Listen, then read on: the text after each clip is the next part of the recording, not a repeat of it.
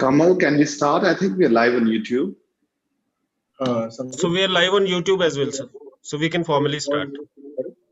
Reporting जो है proper reporting होना है और इसकी रिकमेंडेशन हमारे लिए बहुत इम्पोर्टेंट है.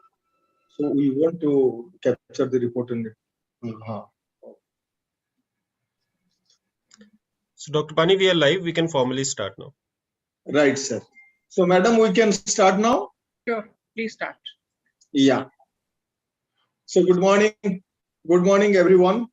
Honorable President AIU Professor Tejpratap will join late, as informed by Madam, and Dr. Pankaj Mittal, Madam, Honorable Secretary General of Association of Indian Universities, Professor P.K. Khosla, esteemed Chancellor, Sulini University, Solon, Himachal Pradesh, Professor Rajkumar, esteemed Vice Chancellor, Jindal Global University, Sonipat, Haryana, Professor Ashish Khosla, Dr. Francisco Marmolejo, Education Advisor, Quarter Foundation and Chairperson of his Quarter, Mr. Ritin Malhotra, Regional Director, South Asia Times Higher Education, Dr. Asan Fernandez, Regional Director, Quackerly Simon, Ranking, South Asia, Professor Nitin R. Karmalkar, sir, I think he has not joined, but I have given him a message to join very soon, and Professor Atul Khosla, Vice Chancellor of Sulini University, and respected participants countrywide, those who are attending this webinar on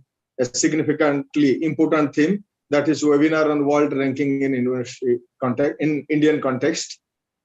So I extend you a warm welcome to all our guest panelists, dignitaries, and participants. And as you know, today we have a very important topic of topical importance and significance also to deliberate upon. Last several years, rather a couple of decades before, the ranking of universities system was initiated. Exactly 18 years before, the initiative was taken to establish the university ranking system. And in India, ever since the former president, Sri Pranab Mukherjee ji, pointed out in a Vice Chancellor, Central University Vice Chancellor's conference, and he expressed his concern about the Indian universities and the other institutions of higher education are not figuring out in a proper place in university ranking list of world. That was a major concern expressed, and thereafter, lots of momentum has been witnessed in the field. At least India, though joined the league a little bit later, but we are doing significantly better work to reach at the proper place we deserve at the world ranking.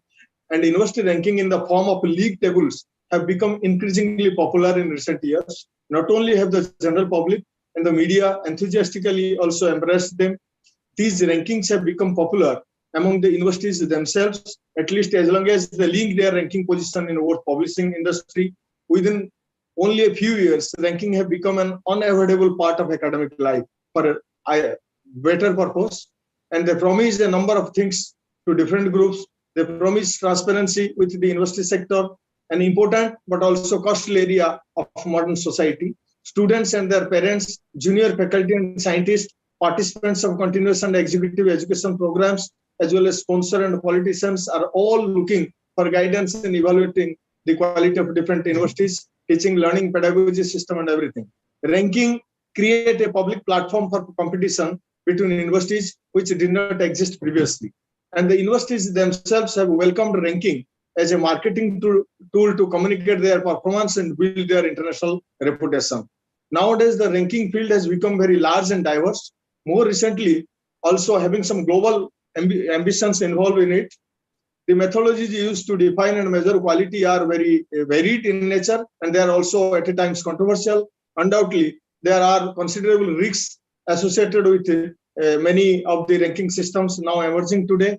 However, today, without not taking much time, because we want to listen to our eminent speakers, those who have been working in this field and they have achieved many milestones in their areas of expertise. So, having said so, first of all, I request Professor P.K. Khosla Sahab to kindly provide an introduction to the webinar and extend a warm welcome to our dignitaries and the participants. Professor P.K. Khosla Sahab. Thank you very much, Dr. Pani. The distinguished panelists, Madam Pankaj Mittal, Dr. Pani, Dr. Rajkumar, Dr. Francis, Ashwin, Ritan, and whom I have left, Atul, and everyone present, and the dear participants from the country. I find 123 participants are already there. Why this webinar? And why the ranking is very important? To make my in this case, I would like to go back to the glorious past when we had universities like Taxila and we were the leaders in the world. Taxila itself is an interesting story where everything was taught. 10,000 students and 10,000 teachers. Teachers will go to the cabin of the student to teach. It was spread of students from different parts of the world, from Far East, Southeast Asia, and as far as Turkey. That is the record the students were coming. Then this university, which was, you can say, 2,700 years ago, declined because the seat of the politics came to Patliputra and the political changes then, because these universities were then funded by the kings, princes, and the big businessmen. Slowly, in 500 BC, this university almost started shrinking and finally disappeared. Its place was taken by Nalanda.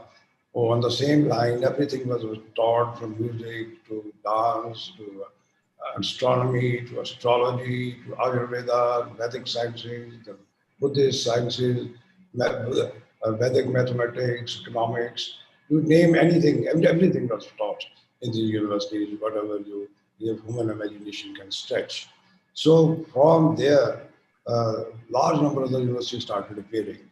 Then in the 12th century, a Turkish general named Mukhtar Ali Khilji, he became too jealous of the Indian higher education. He started burning Nalanda and other things. And slowly, in the next 100 years, we came to the zero level. All our education system was disturbed. Then the Britishers, in 1857, started 3 universities. For what? For teaching us the British English and the European science. Today, whatever we have, our structure is based on the British system. Britishers have changed, Europe has changed, but we are still sticking to the same system. But then thanks to the new national policy, which is giving a vision that change is required, and there is, I think, the type of the things which are written in the vision of the national education policy, the changes will definitely come. And but what was happening in Europe? And we had entered into the dark age for next 600, 700 years. In Europe, the same time the universities started appearing. Then they say the resurgence started the Renaissance age, and the large number of scientists came out with their theories, the Kepler, Galileo, Newton, so many people. And then the commercialization started, and finally colonization of the different countries. And naturally, India had the British rule, and obviously, thanks to the British, they started the university system in India in 1857. When the country became free, there were only 28 universities in the country, and today we are plus 1,100 degree awarding institutions. Europe also saw another big change. The change was in the form of the introduction of the Nobel Prizes, and because one man, Alfred Nobel, donated his property for the Nobel Prize in 1901, first Nobel Prize was awarded. And then that created this scene of competition among the British science and the European science. And it continued for full 100 years, till in the beginning of the 21st century, we had the origin of the ranking. The ranking started with the academic world ranking universities system, then with the QS, and finally it is with the Times Higher Education. There are 3 systems which are very important. Every system has its own emphasis, which each and every one has to understand what do these systems stand for. So in the academic research world ranking, the emphasis is on research, emphasis is on Nobel Prizes, Emphasis is on publication of the papers in Nature. So if you look at the distribution of the marks in out of 100, quality faculty, what is the quality faculty in that? In ARW, that is Nobel Award winner. First thing, any alumni of the university, if he's a Nobel Prize winner, there are 10 marks, 20 marks of the existing faculty, 30 marks are allocated to that. Then in research, the number of the papers published in Nature and Journal, Science, it's very difficult to publish papers. In my university, we thought of, when we started the university, people should publish paper in Nature. We kept an award of 10 lakh rupees. No success till date. It's not so easy as we can feel it. And obviously that would mean that in type of the ranking system, how can the Indian universities fare, whether it is University A or Z? We will be losing in this type of a system. Then there is marks for most cited scientists, marks for the papers mixed, the science index, citation index. All these marks are based on research in one way or the other. The last is the per capita performance of a teacher.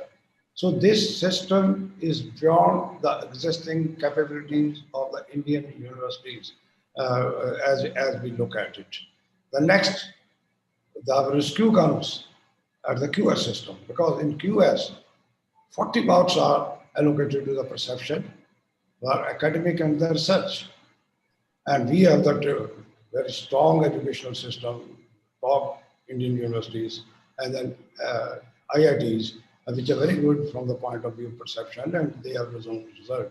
In the last year's QS, we have 3 universities, IIT Bombay, then the Indian Institute of Science, and Indian Institute of Delhi, but they were not among, these could not cross 150.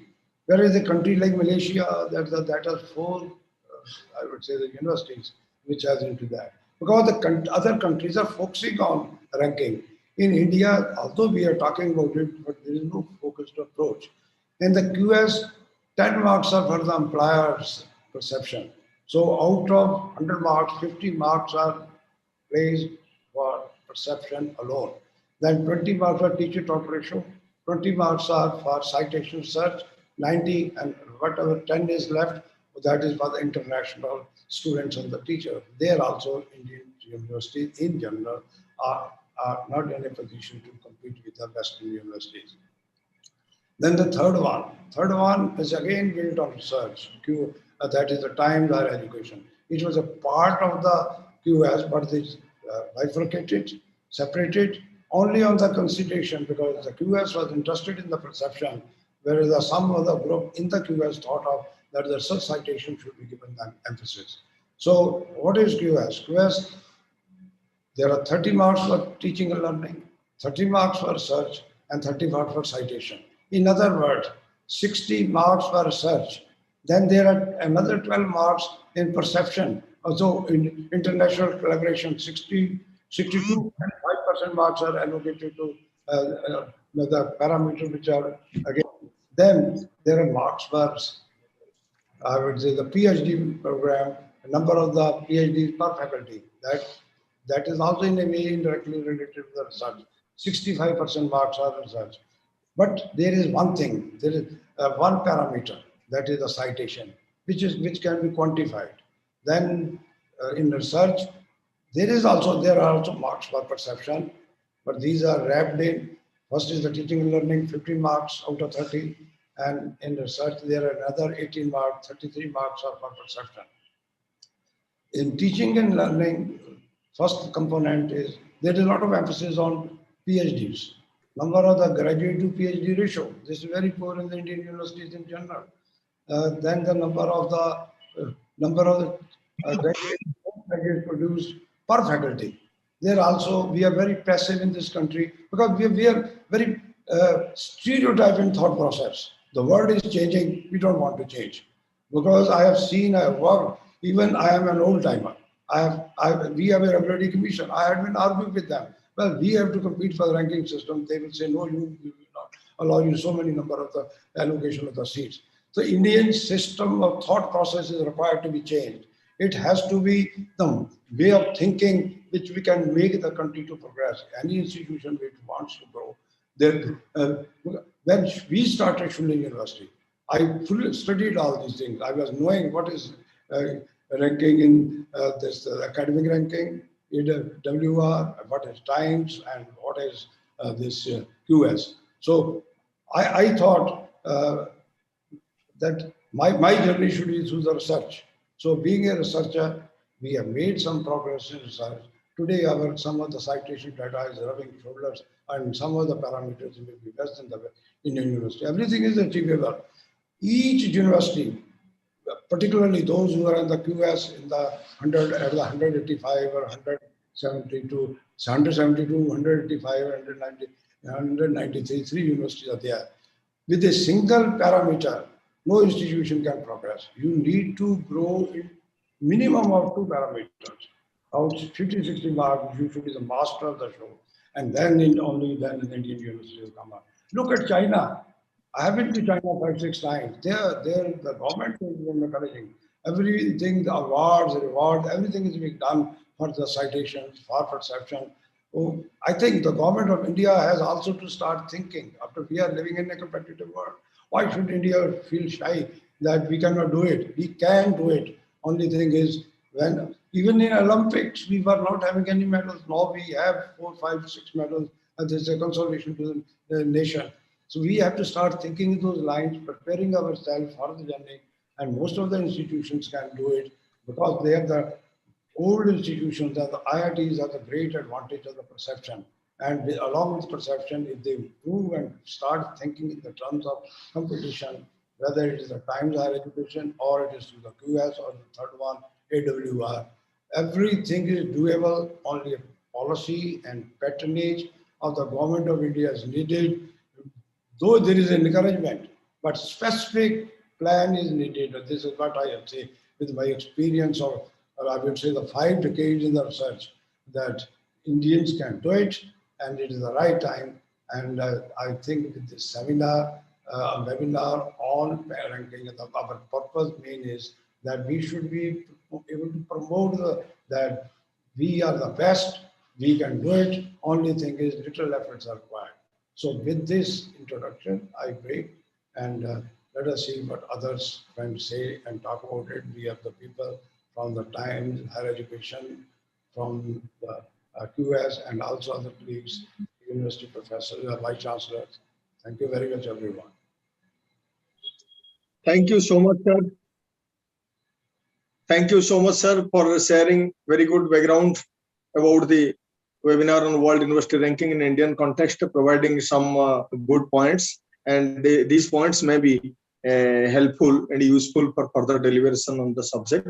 So I may take the honor of requesting Dr. Pankaj Mittal, Madam, Honorable Secretary General, Association of Indian Universities, New Delhi. In fact, Madam Dr. Mittal doesn't need a lengthy introduction. In fact, she was a Fulbrighter and former Additional Secretary to UGC, and she was also Vice Chancellor of BPS Women's University, Sonipat.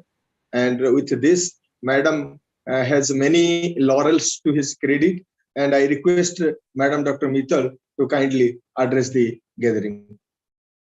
Thank you, Dr. Pani, and a very good morning to all of you. Professor Khosla, Chancellor of the University, Francisco, a very good friend who is always there whenever we request him to join any webinar of AIU, Dr. Rajkumar, the youngest Vice Chancellor of the youngest University of Eminence, which has been declared by the UGC and the MHRD, our friends Ashwin and Ritin, who are always there. I mean, we have held many webinars and both of them have always been there. Dr. Nitin Karmalkar, he was there. I think he has just, I don't know where he is, but right now I cannot see him. And then Atul Khosla, Vice Chancellor, Ashish Khosla, who is the President of Shulini, and all the participants who have joined this webinar on rankings in the Indian context, because rankings in general and rankings in Indian context, we normally treat it as two different subjects. So a very warm welcome to this webinar. And thanks to Shulini University for organizing this webinar in collaboration with AIU, because this topic is very, very important, and a number of webinars have been held in this topic, including in AIU. We held a webinar where we had requested Ashwin to come. He had come along with his boss, and Dr. Rajkumar had arranged that webinar. And in that also we were discussing that why is it that we have very few Indian universities in world rankings. At that time, the data was in top 100, there was none. In 200, there were 3. In 500, there were 9. And in 1000, there were 23. And the data remains almost the same every year, 1 or 2 universities here and there. So we had a very long-ranging deliberations with the vice chancellors, and Ashwin also suggested many, many ways of improving. We have been talking to Ritin also with regard to Times Higher Education ranking. There have been one webinar, Ritin, I think we attended in Telangana, where we had discussed about the rankings. So the question remains that, one, why are the rankings so important? And second, in the Indian context, are we being ranked well by these institutions, like the institutions like UA, Shanghai, or Times Higher Education, this THS? So first, is ranking important? Yes, it is very important, because we are living in a global world, and rankings are important because if the world has to know us, they don't have any other parameter except for the international ranking. We have to figure somewhere internationally, it has to be based on the international ranking. So rankings are important. But then in the Indian context, should we be running after the rankings? Should we do everything in our Indian universities that we should be placed in the rankings? I mean, whatever may come, by whatever ways. In Hindi, we say Sam, Dam, Dan, Bhed, whatever method we use, but we should be in the ranking. So should we be running after the rankings? So that was an issue which was widely debated. And third issue which was debated was why Indian universities are not figuring in the rankings. And then many, many things came up, some small issues also, like many of the Indian universities don't even apply for ranking. They don't even register for rankings.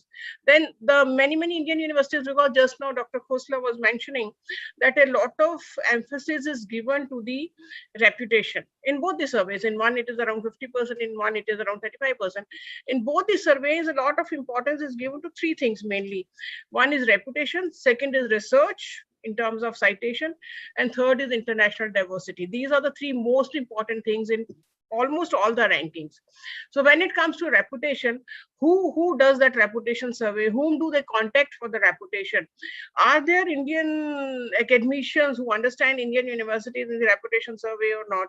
But when we ask these questions to the QS people especially, they were saying that the universities are supposed to give us the list of 400 academicians who are good and who should be asked that whether the particular institution is of good reputation or not. And many of the Indian institutions don't even submit that list to us. So the database they have with them is comprising of people or academicians who are from maybe universities other than Indian universities. Maybe that is one of the reasons. So Indian universities do have to submit the list to them of academicians, of employers, and the ones who really respond to the survey when it comes to them. So that was one thing. And the second thing which came out was the research component. India is lagging very, very badly in research component. And of course, I'm not saying that we are doing the best research or we are producing the maximum number of quality publications. But again, there are issues with regard to India, especially India is a multilingual country. We have so many languages. So in the research is also done in many languages, which is not cited and which is not sort of included in the Scopus index journals. So that research never gets counted. We had requested, Ashwin, that we have a UGC care list in India where all the good journals are listed. So include UGC care list also in your list of journals. I don't think that has been possible so far, maybe in future. So that was an issue. But then, of course, there is an issue of regional disparity, language disparity, which does sort of affect the research marks or research capacity of the Indian universities or the research visibility of the Indian universities. And thirdly, Indian universities, I feel, they are not very good in brand building. Many of the universities, I mean, I'm from AIU. We have something like 830 universities as our members. So when I entered AIU, the first day we created a AIU Twitter account so that whatever AIU is doing, it is visible to everybody. We have created AIU Facebook account. I admit AIU Facebook account is not that visible, but Twitter account is very, very visible. And whatever we are doing is visible on Twitter account. And parallelly, we requested all the universities that you should all be present on the social media, because maybe many universities are doing many good things, but that is not visible to the public because social media does not carry them. And today is the world of social media. But still, I do understand that not more than 20% of the universities are having a, say, Twitter account or any social media account. The rest of them are doing many good things, but it is not visible to the world. So that is also very important brand building, marketing of the university, which is not happening at present. And lastly, we in India also feel that Indian universities don't believe a lot in competition, but they believe in a lot of cooperation. We believe in community engagement. We believe in societal development. And these are the components which are not counted in the world rankings, that how much we are contributing in the development of the society around the university. And that has been one of the primary concerns of Indian universities since the day first university in the world was established, and which was in India. So that component, and then I understand that they have come out with some impact ranking, and THE has come out with some SDG rankings, which is taking care of some aspect of the societal development. But in the overall world rankings, these aspects are not taken care of. So all these type of issues we will be discussing with the stalwarts in our panel discussion today. We have big stalwarts. International perspective will come from Francisco. The best university perspective will come from Francisco, from Dr. Raj, and then we will be having the two, main ranking people from the horse's mouth. We will hear from Ashwin and Ritin that what is lacking in Indian universities and where we should be going ahead, and how we should be sort of working in a manner that we are not running after the ranking, but we are doing so fine that ranking is a byproduct of whatever best things we are doing in our universities. So we look forward to a very exciting panel discussion in a very short time. So till then, we will hear from the next speaker. And thank you very much. Thank you, Shulini. Thank you, Professor Khosla. And thank you, Dr. Vani. Over to you. Thank you. Ma'am, thank you so much for such a wonderful discourse, giving so many important points that may make the really central pillar for discussion in the subject. And in fact, one of the points is cited by you, that the characteristics like some of the components like university engagement with the society and a few other points have not been taken due care by the ranking agencies. And let me add with this sentence that none of the rankings give a comprehensive overview of the strength of the institutions ranked, because all select a range of easily quantifiable characteristics to base their results. So these aspects needs to be taken care of. Thank you, madam, for such a marvelous points and deep diving into the subjects. With this, I invite Professor Ashish Khosla, President and Chief Innovation Officer and Marketing Officer, Sulin University, Solon, for a presentation on the webinar.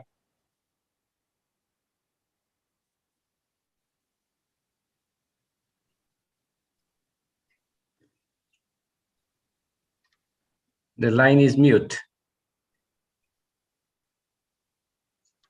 Right. Thank you very much, Dr. Pani. And good morning to all the distinguished panelists, as well as this audience of leading academicians. I'm logging in from Dubai today, and what I have is this presentation, which is jointly prepared by Shulin University and Learnings. The objective is to highlight two areas of critical importance, which are important to both the leading university ranking schemes, which are QS and THE, and where Indian universities have potential to substantially improve, and which also have the potential to substantially impact the Indian higher education system.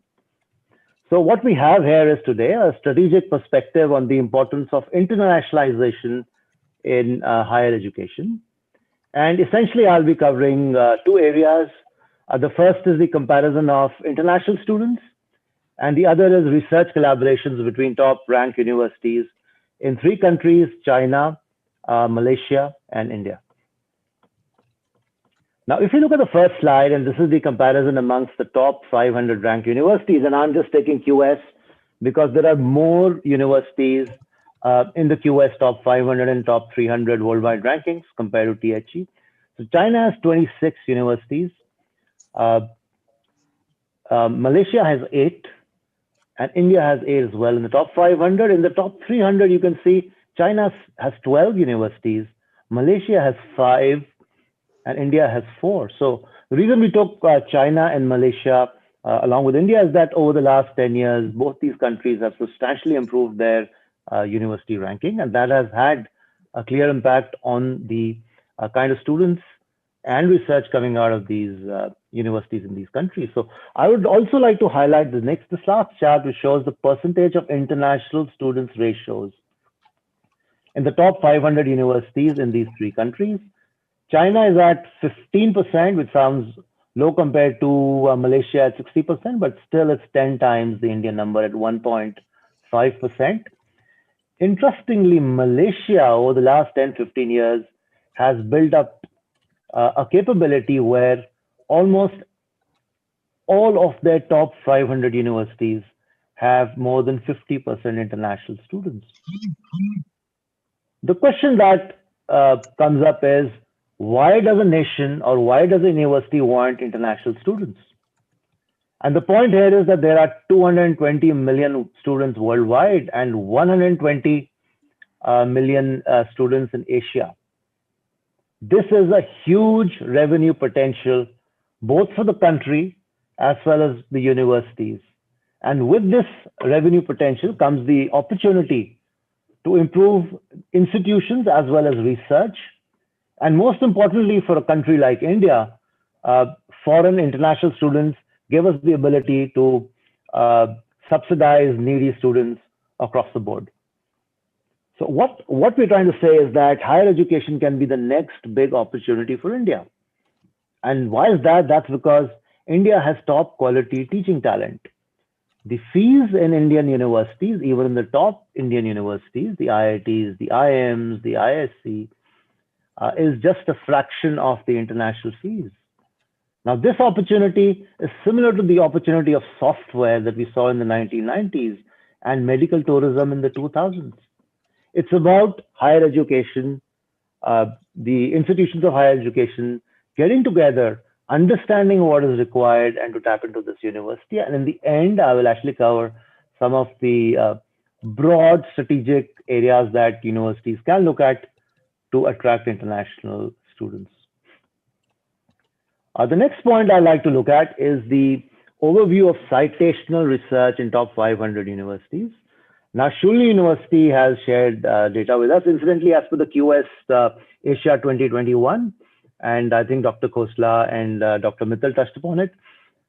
Indian universities are lagging behind some of their international peers. I would just like to highlight that Shulni University actually was ranked by QS as the #1 in India. Now, if you just compare China, Malaysia, and India, the output in the top 10% is quite the same. I'm talking about output in top 10% journals. 19% of Chinese research goes to top 10% journals. Malaysia and India are actually quite similar at 13 each. The difference that is quite obvious comes up when you're talking about the top 1% journals. And there you can see that Malaysia at 1.8% is almost twice that of India in terms of their publication in top 1% journals. And China is actually 3 times that of India at 3%. And another interesting aspect that we can particularly see in Malaysia is that 45% of all Malaysian academic publications have an international collaborator. 29% for China and 25% for India. And I think that, as India looks at improving research output, it's very important also to see how universities can collaborate with their international peers and actually gain from the overall value chain of research. So broadly speaking, there are a fair number of informal consortiums that are prevalent in the world. Most of these consortiums happen at the level of academicians. Often when we talk about universities in India and across Asia have hundreds of MOUs with multiple universities. But to operationalize these at a real level, at a research level, it's the academicians that cooperate, obviously under the purview of the university admin. Now, India has clear skill sets, statistics, data analytics, engineering capability, access to biodiversity, and clinical research. The whole idea is to leverage strengths for India and utilize the underutilized and possibly expensive international assets to further Indian research publication. So if you look at the collaboration for research, essentially there are 5 steps in writing a paper. It starts with hypothesis development. The second part is to define what is required. The third part is run the experiment using various instrumentation. Fourth is analysis of the data. The fifth is writing and publishing the data. Now, as we look at Indian strength, hypothesis development, defining and setting up the experiment, analyzing the data, the points here in white are actually strengths with India. And that's what we are actually good at. If you look at all our science, our engineering, this is something we are genuinely good at. What we are not possibly where we lack is, for example, running the experiment using very heavy high-end instrumentation. Now that's something which a foreign partner can bring in. The other part that also comes in through international collaboration, which universities can look at, that having partnered with an international collaborator, the issue of writing papers as Dr. Pankaj Mittal quite rightly mentioned, is that there is a big issue of Indian research not happening in English. The point here is that the same issue is also there in some of the other countries where, for example, China lags behind its capability compared to India in writing English. So when you do foreign collaboration, that aspect is also automatically taken care of. So the whole issue is that, in the value chain that we talked about a minute back, experiments can actually be the lowest in the value chain. It is the thinking part. It is the understanding what kind of research needs to be set up. What is the problem? How to analyze the data itself, which are actually very often higher in the value chain. And the other point is that as we have seen in collaboration, while collaborating with some of the leading universities across the world, is that 80% of equipment is underutilized. I'm not saying not utilized, but 80% of high-end equipment across top universities across the world is underutilized. So the whole idea is if Indian researchers have genuine ideas which can be taken forward, the international community is actually open to collaboration. I would like to end with this slide, and I would like to say that rankings and internationalization are interlinked. Rankings actually don't need to be a goal by themselves, but they are a key byproduct of 2 things: how higher education is organized, how higher education tries to utilize all the resources around that are available to them. And of course, it's also about perception. It's also about the fact that in the world today, there is nothing like isolation. One has to open up and talk to other areas, other countries of strength. So a focus international strategy for attracting more developed market students, including Middle East and Asia, is something that definitely can be built upon in the near term by Indian universities. And as we all know, post-COVID, there has been a change. The world is globalized. We can actually start by building internationally comparable online capability for education. We have the ability to create both content and use online platforms for the same. It's about Indian universities leveraging these and getting to be seen as leaders across the world. So technology platforms are available to teach the world. Indian universities can now actually be the leaders, the knowledge leaders of the world.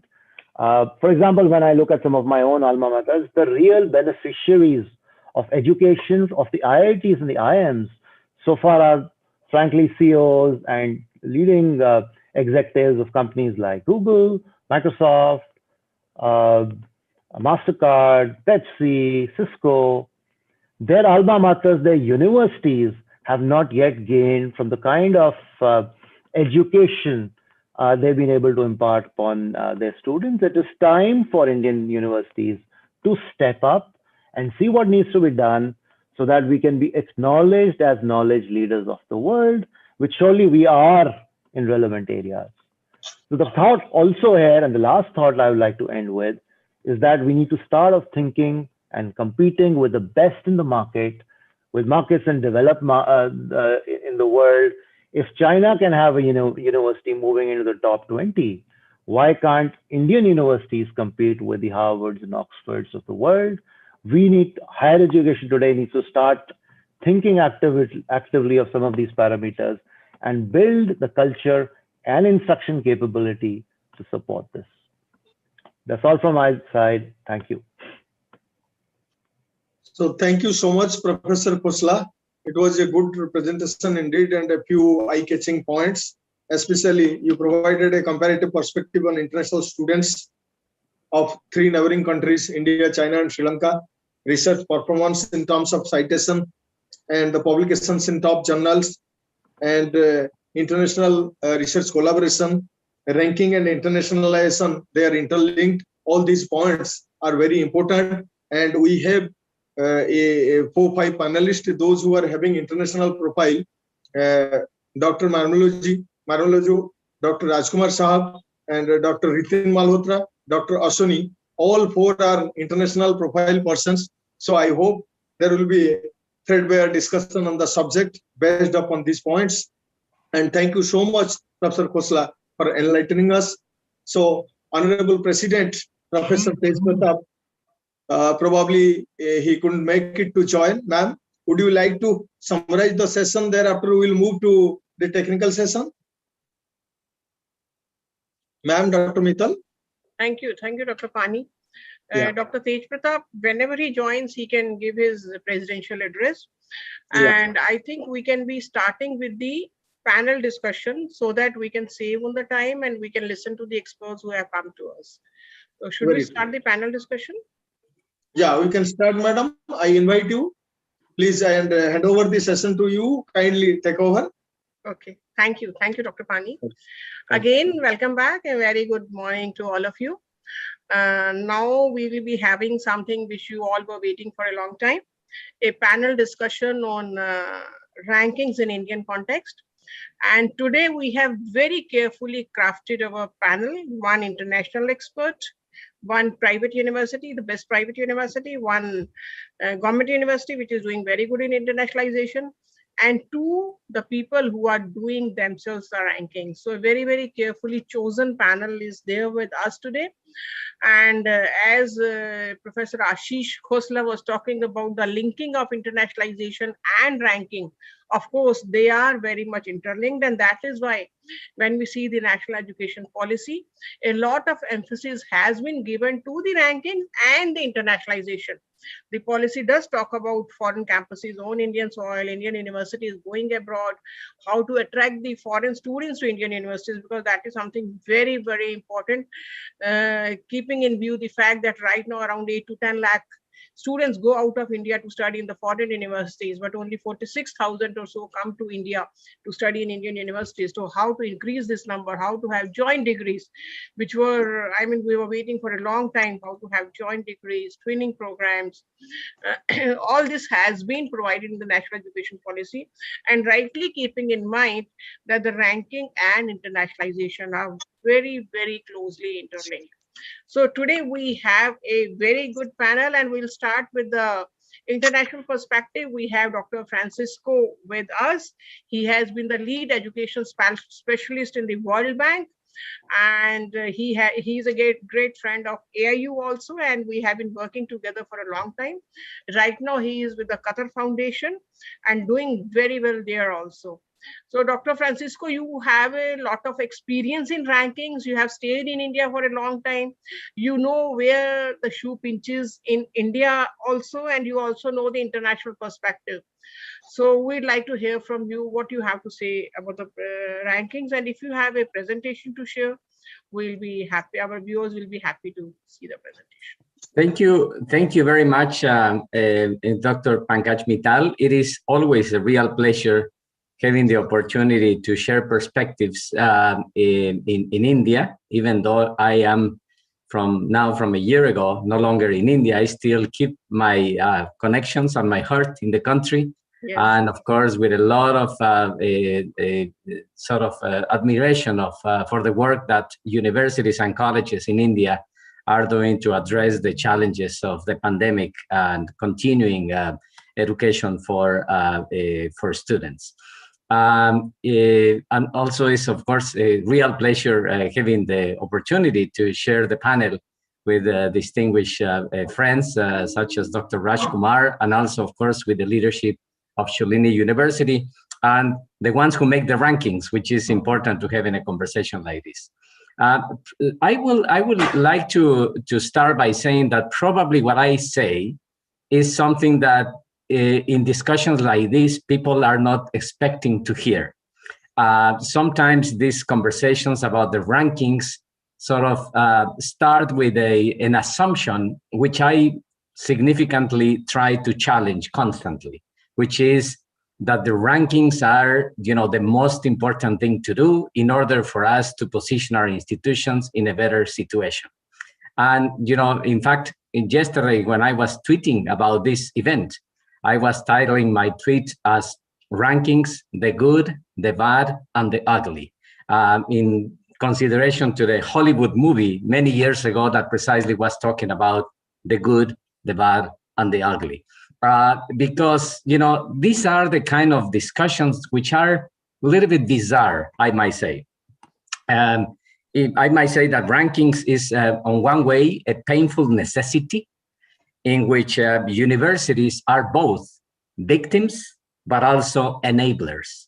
And this is what it creates, this kind of a weird situation, I might say. So we know that rankings are here. We know that it's a game that we need to play. We know that rankings, become, we like it or not, a significant reference about prestige and recognition of our higher education institutions. But at the same time, we should be mindful of the fact that rankings also have been many times misused, or that there are excesses, I might say, in the use of the rankings. Sometimes our institutions lose the perspective and they become so obsessed with the idea of getting into the rankings, being on the league, and no matter what, no matter at what price. And once our institutions are on the rankings, then we are celebrating and making a lot of noise about how wonderful is our institution. And sometimes that distorts, I might say, a little bit the behavior of our higher education institutions, because they become, again, so obsessed with the idea of being positioned in the rankings. Now, Dr. Mittal already have made a point about some of the challenges of the use of the rankings in the context of India, because at the end of the day, we should not forget that a ranking is a construct, artificial construct of what is a good university, but has been defined by the rankers, which, by the way, I'm very pleased to have two of them attending at today's session. So they are the ones who have decided, for whatever reasons, what is a good university and what is a bad university. And then we start following that game. And even sometimes the rankers, change a little bit of the components of the ranking, and then we start to moving around those new modifications in order to make sure that our institution is going to be doing well. And then later we will find that, why not? In order to create more noise, another change in the ranking is going to happen, and now we are going to start playing with that. And then suddenly the rankers come with the idea that now we are going to be ranking young universities, old universities, small universities, large universities, universities in the West, universities on the East, and all of us are so entrenched into that game that, again, we lose the perspectives on the why and the how. And I know that Ashwin and I have been in several panels. Also, I have been participating in panels with Times Higher Ed, and they know that I speak about that. And of course, most likely there might be disagreement, but I think it is important to properly position what is the importance of the ranking, and just to avoid sort of a misperception of what the rankings are for. I'm not saying that rankings are not useful. Rankings are very important. It is an excellent tool to do benchmarking about how we are in comparison to others. But there is a big difference between seeing the ranking as a tool, as a means towards a more relevant education, than to see the ranking as the goal, as the star, as the prize to be achieved in order to be now being seen as a good university. So some of the points about the challenges of the rankings globally is that, as Dr. Mittal indicated before, and also the chancellor of the university mentioned before, a significant component of the ranking has to do with the issue of perception. And that is a problem for Indian institutions, because unfortunately, sort of the case of the recognition of the Indian higher education in the world still is a matter of significant work to be done. Unfortunately, for whatever reasons, there is a misunderstanding about what is and what is not higher education in India. And of course, in the lenses of the Western world, the idea of Indian university is a little bit distorted, I might say. You know, people relate Indian higher education most of the time with the IITs, and most of the time with probably this idea that such a large multi-country, as you know well, has the larger number of higher education institutions in the world. And then, so I think there is important to differentiate between the two factors in order to start seeing how Indian higher education can have a better sort of use of the rankings as a tool for the improvement of its higher education.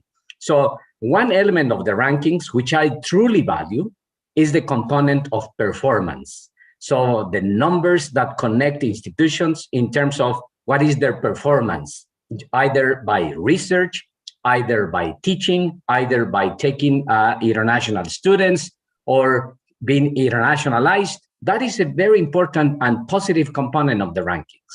The one that I fully disagree with is the one that has to do with prestige, because prestige is a very loose, vague element that, again, it plays against countries such as India because there is not enough knowledge about the complexity of the Indian higher education system in the world. Even myself, before I moved to India, I considered myself that I knew a little bit about Indian higher education. And I should tell you, after 4 years living in India, I left the country with the recognition that the more I know about Indian higher education, the less I know about Indian higher education, because it is such a complex system, the largest system of universities and colleges in the world. So it is very difficult to try to make the case about prestige, especially the way that rankers use the methodology for prestige, which is basically asking people questions about what they think about higher education or the particular institution in India. I still remember, and I received for either QS or Time Higher Education these emails, which basically tell me, tell me what do you think about is the best institution on its field on whatever topic. And of course, I will be naturally biased, we like it or not, in saying either, which one I think it is the best institution in the world in particular field, but most of the time also because the institutions that I know, which I will be sort of including in the ranking. You may remember years ago, this joke about, having Harvard University being ranked as the best university in the world in the water management program. The only problem was that Harvard University never had a water management program. And the reason was because people saw Harvard University and they thought that because Harvard is Harvard, then for sure they should have the first program in the world, again, in a field that they never offered. So of course, there is that particular challenge that we need to be mindful of. So in summary, I will say that, globally we see the rankings, again, being a component of higher education, we like it or not, globally. We need to take advantage of the positive side of the rankings, I might say. We need to minimize the excessive use of the rankings, again, rather than as a marketing tool and or as an obsession to be in the rankings. And I think we need to use the rankings mostly as an input for us to figure out ways to improve the way that we work in our higher education institutions. I just will finish by making a point in the case of India. India has an internal ranking system. What it will be very interesting in the case of India is why not using the same methodology, starting to rank institutions in other countries in order to see, using the lenses of India, not other lenses, but using the lenses of India, and for the purposes of Indian higher education understanding of strengths and weaknesses, to start looking at how they, again, compare, again, with the lenses of India, the performance of its institutions vis-a-vis the rest of the world. What Dr. Mittal already indicated before, it is very important. Institutions in many countries, India is the case, Latin American institutions is the case as well, play a significant role in factors that usually are not included in the rankings, sort of the social role of our higher education institutions, the collective value of our higher education institutions, the contribution of our higher education institutions to the social being of the communities in which we are located, usually are not taken in consideration by the rankings. The rankings value, if I had a good paper in a peer-reviewed journal, internationally published, that only my peers will read most of the time, and then don't pay a same value to the contribution and the commitment that our universities and colleges have to the local communities in which we are located. There are significant advancements in the case of Times Higher Ed by trying to expand that in connecting the rankings to the SDGs, but still there is a lot of significant weakness of those rankings internationally. Now we have an opportunity. In the case of India, it would be possible, why not, to make sure that the framework that is being used to measure higher education institutions in India could be compared to the performance of other institutions in other parts of the world in order to have a better sense of how well or how not well the higher education institutions in India are doing. So being said that, I know that my voice in this type of panels eventually may get lost, because from now in advance, we are going to start listening about the positive side of the rankings, but I just wanted to include, I won't say the negative, but the cautionary side of the rankings in order for us to properly frame why rankings are important, why rankings are to be used properly, and why rankings also need to be taken with a grain of salt. Thank you very much, Pankaj. Thank you, Dr. Francisco. Really well played discussion. I mean, you were talking about the game to be played. I mean, that's why I was using the word play, because rankings, as you described, is a painful necessity. Now that we are in the field, we have to play the game. We don't have an option. We have to play the game. But again, there is a lot of issue with regard to whether the game which is being played, is it sort of one-sided game?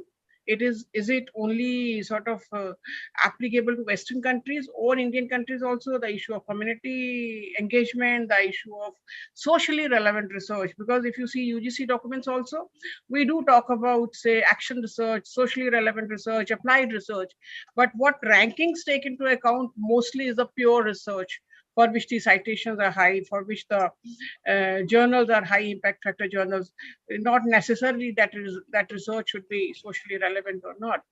And then very important point which you made was that the NIRF, National Institute Ranking Framework, which we have made in India, why do we apply only to India? Why can't we make it as an international ranking like Times or QS? Maybe we have just begun only 3-4 years back, and maybe in times to come, NIRF may become international also. So, but very good points made by you. Thank you very much. We'll come back to you in some time. But right now we'll go to Dr. Rajkumar. Dr. Rajkumar is he's the founder, Vice Chancellor of Jindal Global University. And that is the youngest university who has got the Institution of Eminence tag from the Ministry of Education. And I think that is the only university which is in top 100 in the law subject. I just attended a program in which Jindal Global University Law School was amongst the top 100 in the subject of law in the QS subject rankings. So Dr. Rajkumar, the question from you is, how do you manage to do all this? How did you manage to bring Jindal in IOE? How did you manage to bring it in top 100 in the QS subject ranking? So what is so special which is being done in Jindal that it is progressing so fast? Over to you, Dr. Rajkumar. Thank you very much, ma'am. How much time do I have so that I want to stick to the time limit that we have? So around 15 minutes, 10 to 15 great. minutes. That's good. Please let me know when I have to stop. Well, first of all, I want to thank Shulini University and Professor P.K. Khosla, the Chancellor, Dr. Khosla, the Vice Chancellor, and the President, Dr. Ashish Khosla, for really initiating this discussion, along with, of course, the Association of Indian Universities and Dr. Pankaj Mittal, and also the President of AIU and Amrendra, for putting this together. It is such a pleasure to have this discussion. It's, of course, a deja vu moment. We remain discussing this aspect. I also, before I respond to some of the queries that Dr. Mittal mentioned, I want to say that by way of full and complete disclosure, Shiv Nadar University is just a year or two younger than us, which has just been also conferred the status of an IOE. So yeah, I want to mention that as well. It's a very formidable debate that Francisco has initiated, and I'm so conscious of the fact that I'm going to disagree with him and give an alternative viewpoint. And I know his views, and he's so passionately argued about the problems of rankings. But let me first begin by saying that this skepticism and concern regarding rankings is not new, and it has been outlined before. And I want to trace the evolution to at least some of the rankings that I'm aware of. When World Bank used to publish the World Development Report and would rank countries. Later, the United Nations Development Program would publish the Human Development Report and would formulate the Human Development Index and rank the countries with regard to how they are performing. And then, of course, the more really compelling and deeply embarrassing report that the Transparency International would publish and continue to publish, the Global Corruption Report, which talks about the Corruption Perception Index, and essentially, come up with statements like such and such country is considered the most corrupt country in the world. And however generous any, president or prime minister or government is of that country, nobody takes that well. And and this whole, criticism of rankings, skepticism of rankings is part of the longer narrative that every rankings of any kind, regardless of whatever methodology that one adopts, it will, invite strong, reactions from the people who end up being ranked. So I would like us to juxtapose the larger problem of rankings about other rankings when we talk about the university rankings itself.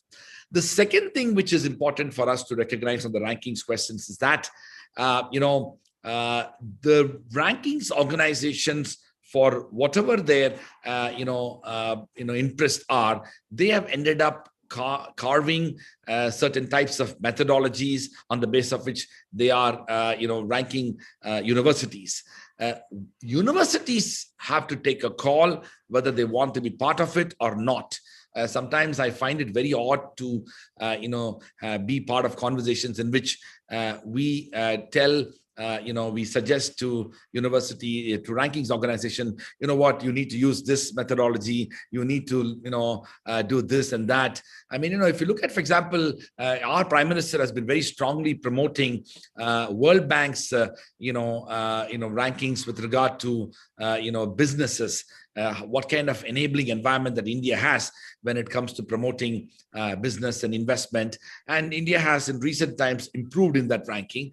But the point I'm trying to say is methodology for rankings is what it is.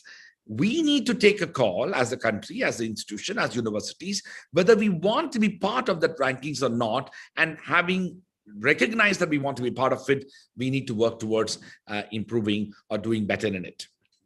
The next point I want to quickly focus on is that why rankings are useful and important.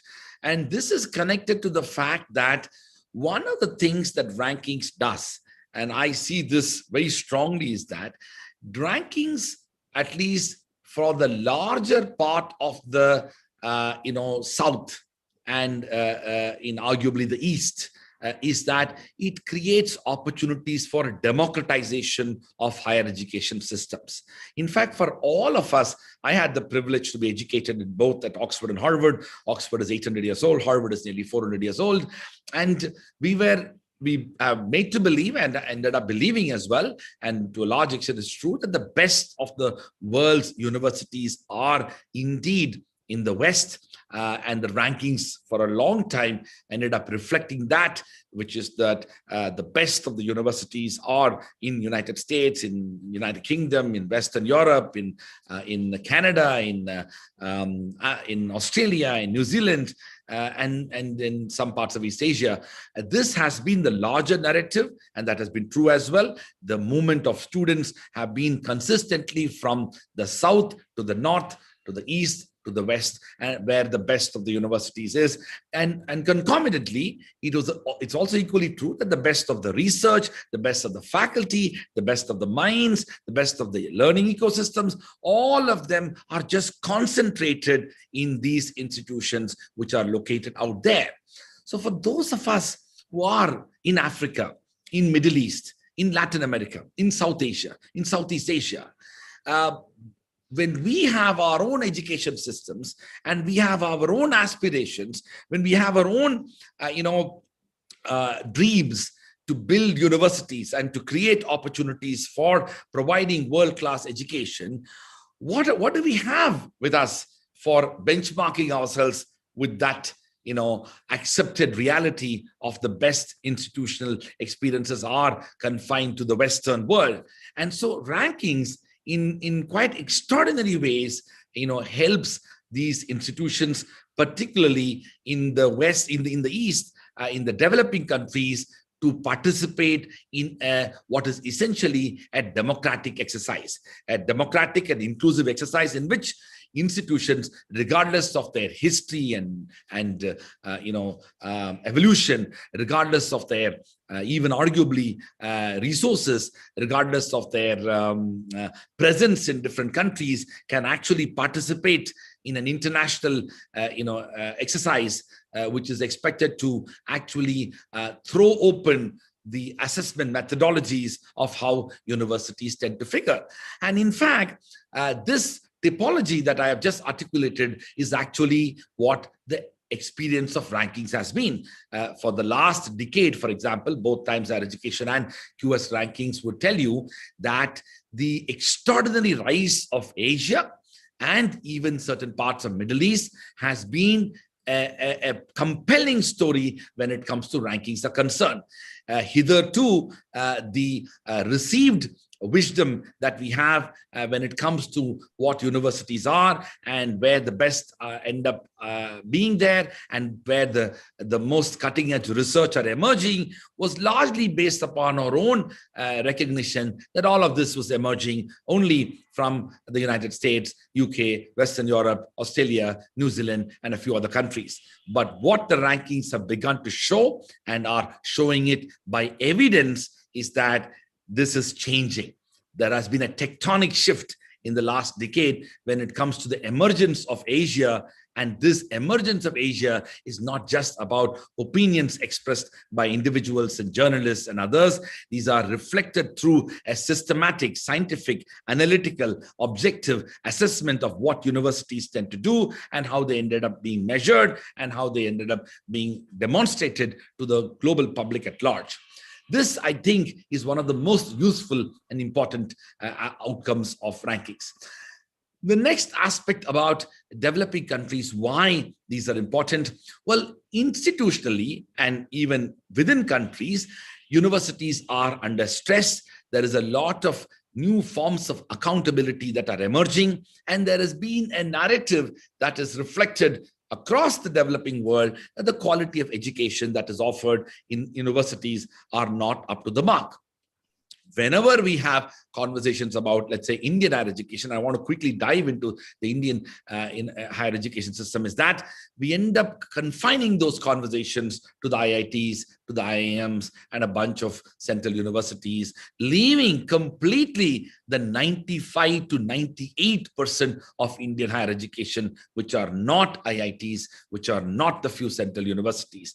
This reality that the 98% of Indian higher education, which includes the private universities, the 45,000 plus colleges, many standalone institutions, all of that, that they deserve attention and they are playing an important role in contributing to the wider assessment of institutions. The fact that the Shulinis of the world are competing with universities around the world need to be brought to a systematic, scientific, analytical, objective assessment through rankings. And that's one of the big contributions that the rankings are indeed doing. In fact, what is quite remarkable is that the rankings organizations have figured this out so well.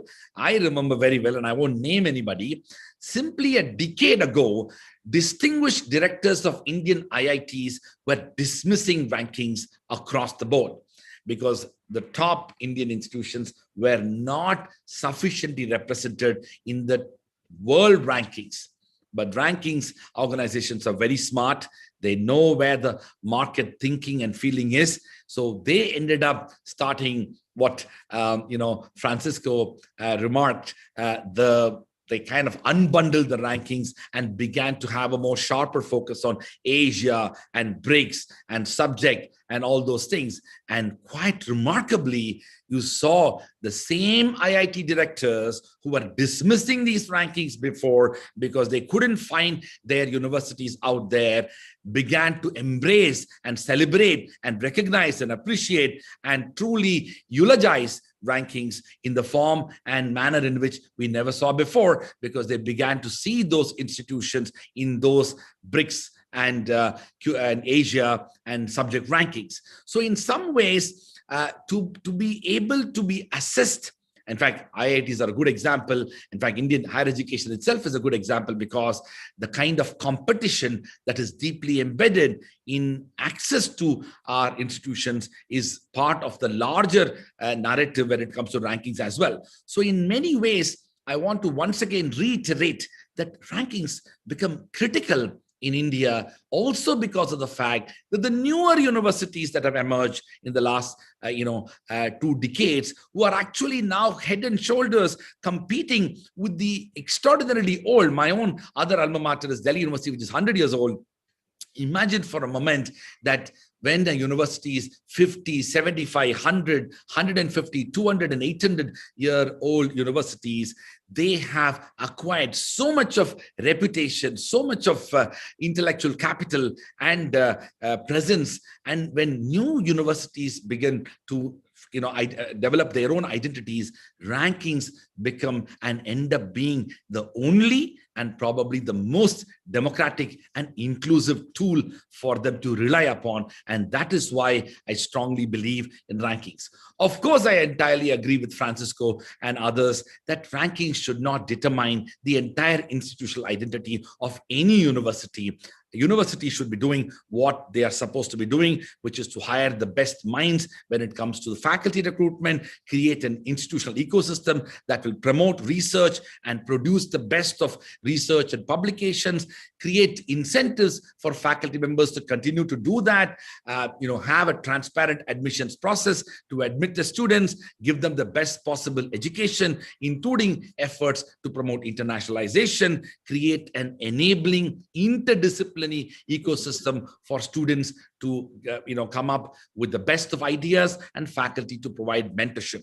All those things that we are all fully familiar with needs to be done, and that should not in any way be informed or undermined because the rankings methodology might have a different framework. In fact, I have elsewhere argued that both these two rankings, when it comes to the methodology of rankings, are fully integrated to what a good university should be doing. A good university should invest in having a good set of faculty members. And that's exactly what the rankings methodology would say. A good university should have sufficient faculty members to be able to be mentoring students, and the teaching,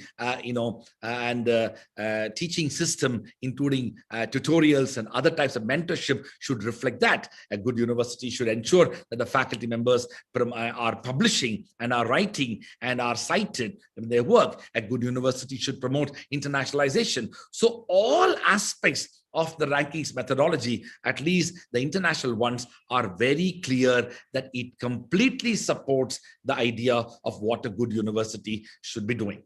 I want to quickly move to what India has to do.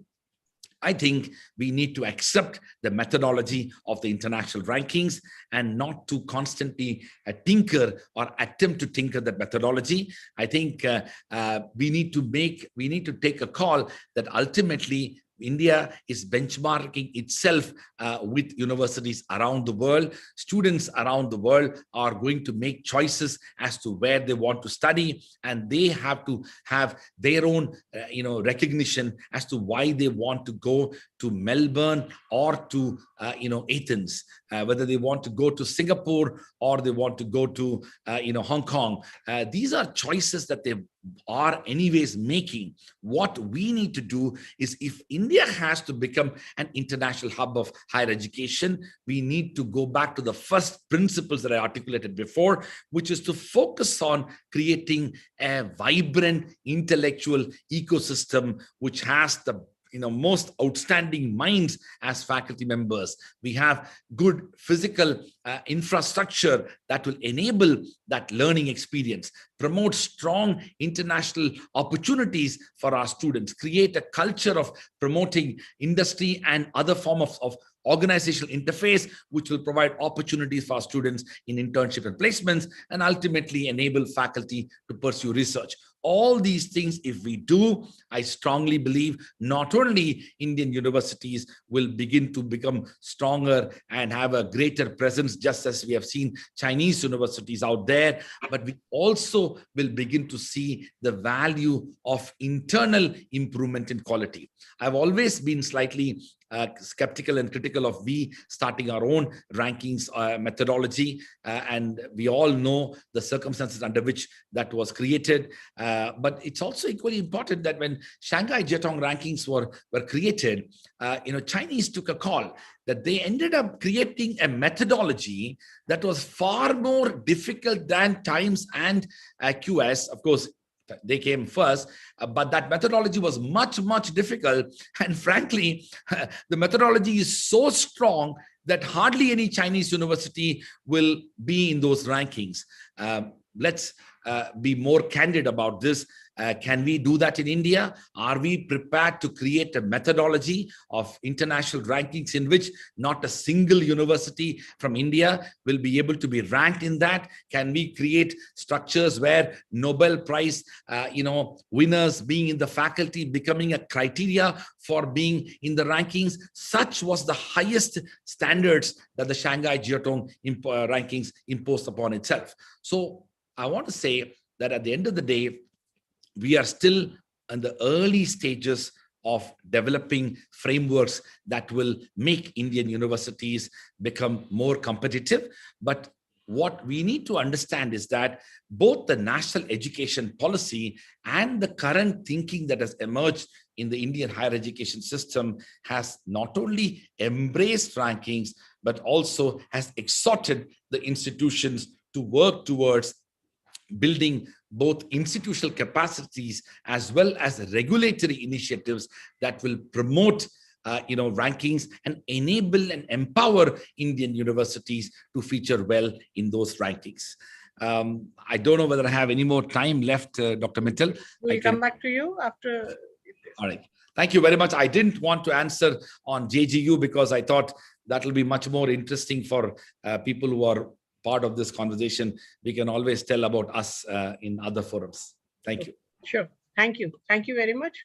And as is seen, Dr. Raj is a very, very strong supporter of rankings. But one thing which was very common between Francisco and Dr. Rajkumar was that rankings are important. They should be, if they are used as an enabler, if they are used to improve the quality, if they are used to improve the relevance of the institution. But if the rankings are used as a heartbreaker, that okay, yes, we could not get any ranking, then maybe, it won't work. But rankings are important, but not only the rankings, but also the ranking sort of a thing. And then there are issues with Indian universities. For example, even if you consider the funding, the entire funding of Harvard will be equal to the funding of the entire higher education system of India. So how can we be comparing the two institutions where the funding itself is so diverse? So there are many issues in the Indian higher education, and especially the government universities. We have with us Pune University. I'm sorry, Ritan and Ashwin, I thought you must listen to all the universities and then I'll come back to you. So we have with us Pune University, who has a large number of international students with it and who is doing very well. So we have the Vice Chancellor with us. So may I request Dr. Nitin Karmalkar, please give your views on the rankings and that too in the Indian context. Thank you very much, Dr. Mittal.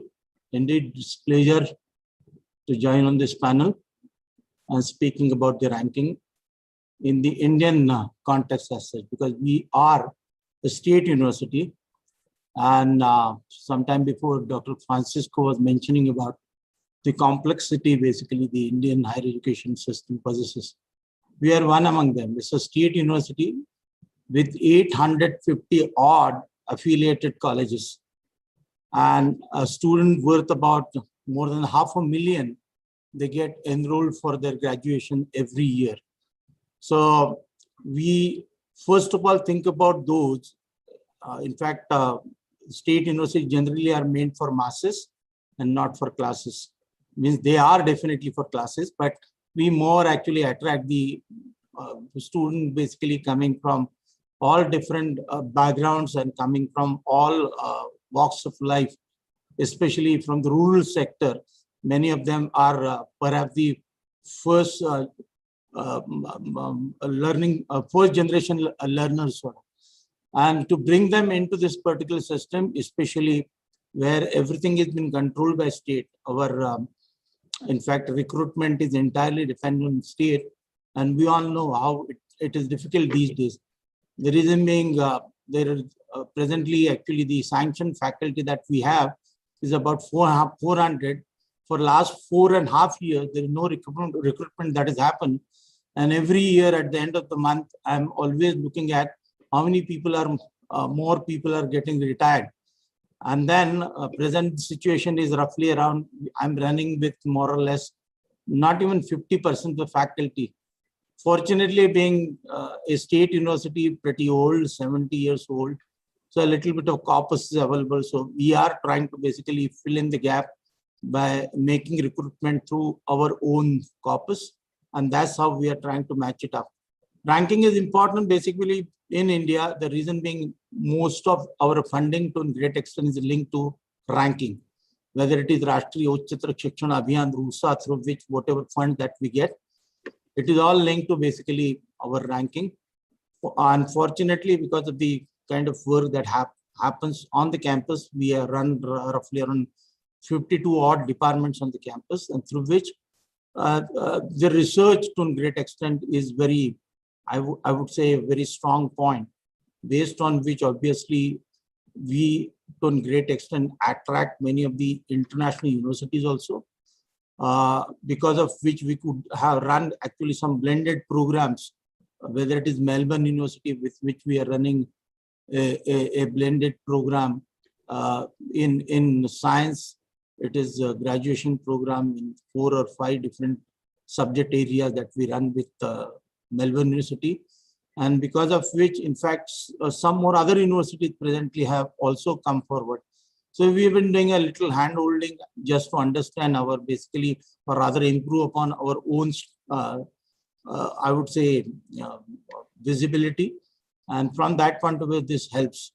But as I said, last 3 or 4 years in the NIRF ranking, obviously, we've been standing at a good number. Perhaps among the state universities, we are ranked at the 9th or 10th number consistently for last 3 or 4 years.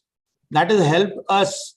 That has been an enabling factor for us, basically, in attracting good funds, whether it is RUSA, whether it is UGC, whether all the different schemes that generally been to a great extent run by the MHRD. Madam Mittal was pointing it out, like it all depends on the funding, and the funds basically comes through because of the NIF ranking. I'm not speaking really about the world ranking, because that's not my cup of tea. With so many students enrolled every year, there's hardly any time to actually improve upon various different elements that to a great extent gives you an international sort of visibility. So herein basically we have our own issues, own problems, but NRF ranking obviously has helped us, and to a great extent basically that gives us a platform wherein we understand where do we stand as compared to the other universities. The IOE, especially Institute of Eminence, that to a great extent actually kept our participation in the ranking process high, because for IIU also you require to have a ranking, and especially the QS ranking more or less was considered. We never used to participate in QS ranking. Last year onwards, in fact, we started more participating in it. We were thinking about that the Times Higher Education perhaps would help us in getting the IOE, and later on I learned that last year it was QS which was considered the most. But anyway, for as Francis was mentioning about basically the perception that matters the most. And while considering perception, it is not just a good research paper, but what you are actually doing for the society, in what way you are helping out the society. In fact, I joined this particular webinar a little late, and the reason being basically we've been concentrating the most in doing some work for the benefit of the society. In fact, I had to go out to open up a COVID center that we are running during this COVID crisis. And that is what actually we are concentrating the most these days, rather than just doing good papers or writing good papers, but in what way, in fact, we can do service to the society as such. In the COVID part, especially, you have seen Maharashtra has been hit the most, and the surge is very large. And presently, what is required is not writing a good paper, but actually treating, or rather providing basically the best of the facilities for my people, both in Pune or in adjoining areas. So we just started a 100-bed hospital today to take care of the COVID. And that's the reason actually I got delayed. In fact, half an hour, more than an hour I was spending with all those people who are to a great extent involved in this particular activity. And that is what actually perhaps is not for purpose of any perception, all that. We believe that universities are meant for basically resolving these issues, and therefore we should actually have a good connect with the society. Apart from research activity, we've been concentrating the most these days is basically the developing entrepreneurship. And under RUSA, the RUSA actually, we could get recognition under RUSA only because of our NIRF ranking, and because of which we could create a special purpose vehicle to promote, in fact, entrepreneurship on the campus. It's called the SPPU Research Park Foundation. And presently, we are concentrating on 5 verticals. The 5 verticals include artificial intelligence, healthcare, agriculture, water, and the 5th is electrical mobility. These are the areas wherein perhaps India need to work the most. We have seen how bad was the healthcare system in India, especially we are realizing the most during the COVID time. And keeping that thing in mind, in fact, in recent times, we to a great extent actually have created a molecular diagnostic center on the campus, so that is not only will take care of only perhaps the COVID related issues, but more communicable diseases like swine flu or dengue, chikungunya in a populous country like India, and especially in rural sector. These are the diseases perhaps which needs to be taken care of. So keeping those things in mind, basically it's not an outreach activity. We consider it is basically our main activity, in fact. And we have a very strong life science department on the campus. And when I was asked by the governor that how about starting a COVID center, testing center, I had a discussion with my faculty members, and they felt that it shouldn't be a knee-jerk kind of reaction. Instead, we will have a brainstorm on this, and then we should create something, a center for molecular diagnostic and research. And that is how basically that has enabled us actually to attract, I would say not necessarily foreign student. There is a quite large footprint that we have on the campus since perhaps few decades. In fact, the number is dwindling down. The reason being basically there are many more universities that is available. But through ICCR, basically we guess most of the students, they come from basically mostly the Southeast Asian countries. But we've been running good programs with the Western universities, and wherein to a great extent, whether it is performing arts, whether it is basically other areas like life sciences. For example, with Drexel University, we've been running a master's program in biomedical engineering and biomedical instrumentation as such. So these are the areas wherein perhaps whatever work that we have done so far, or rather been doing, actually have created a very good perception for our university, both at the national level as well as at the international level. And that seems to have been and more or less an attracting point for them to come onto the campus. And that is how basically that to a great extent have enlarged our interaction with many universities world over, including USIC, including Drexel University, as I said, Melbourne, many more in fact. And some of them are very area specific. Although multidisciplinarity is been the focus area in the new education policy, and that is what to a great extent we are trying to emphasize more on these days. And that's the reason, in fact, like the central universities, recently we adopted the school system on the campus, especially when there is a less of faculty. And we are speaking about choice-based credit system. So students should get most of the choice. At least in one particular school, there would be horizontal mobility among the students and among the teachers. And that to a great extent would create the congenial environment. And people will start thinking in a multidisciplinary fashion, and that kind of project would get sort of a boost. Of keeping that thing in mind, whatever central university perhaps have been doing, that we are adopting on the campus.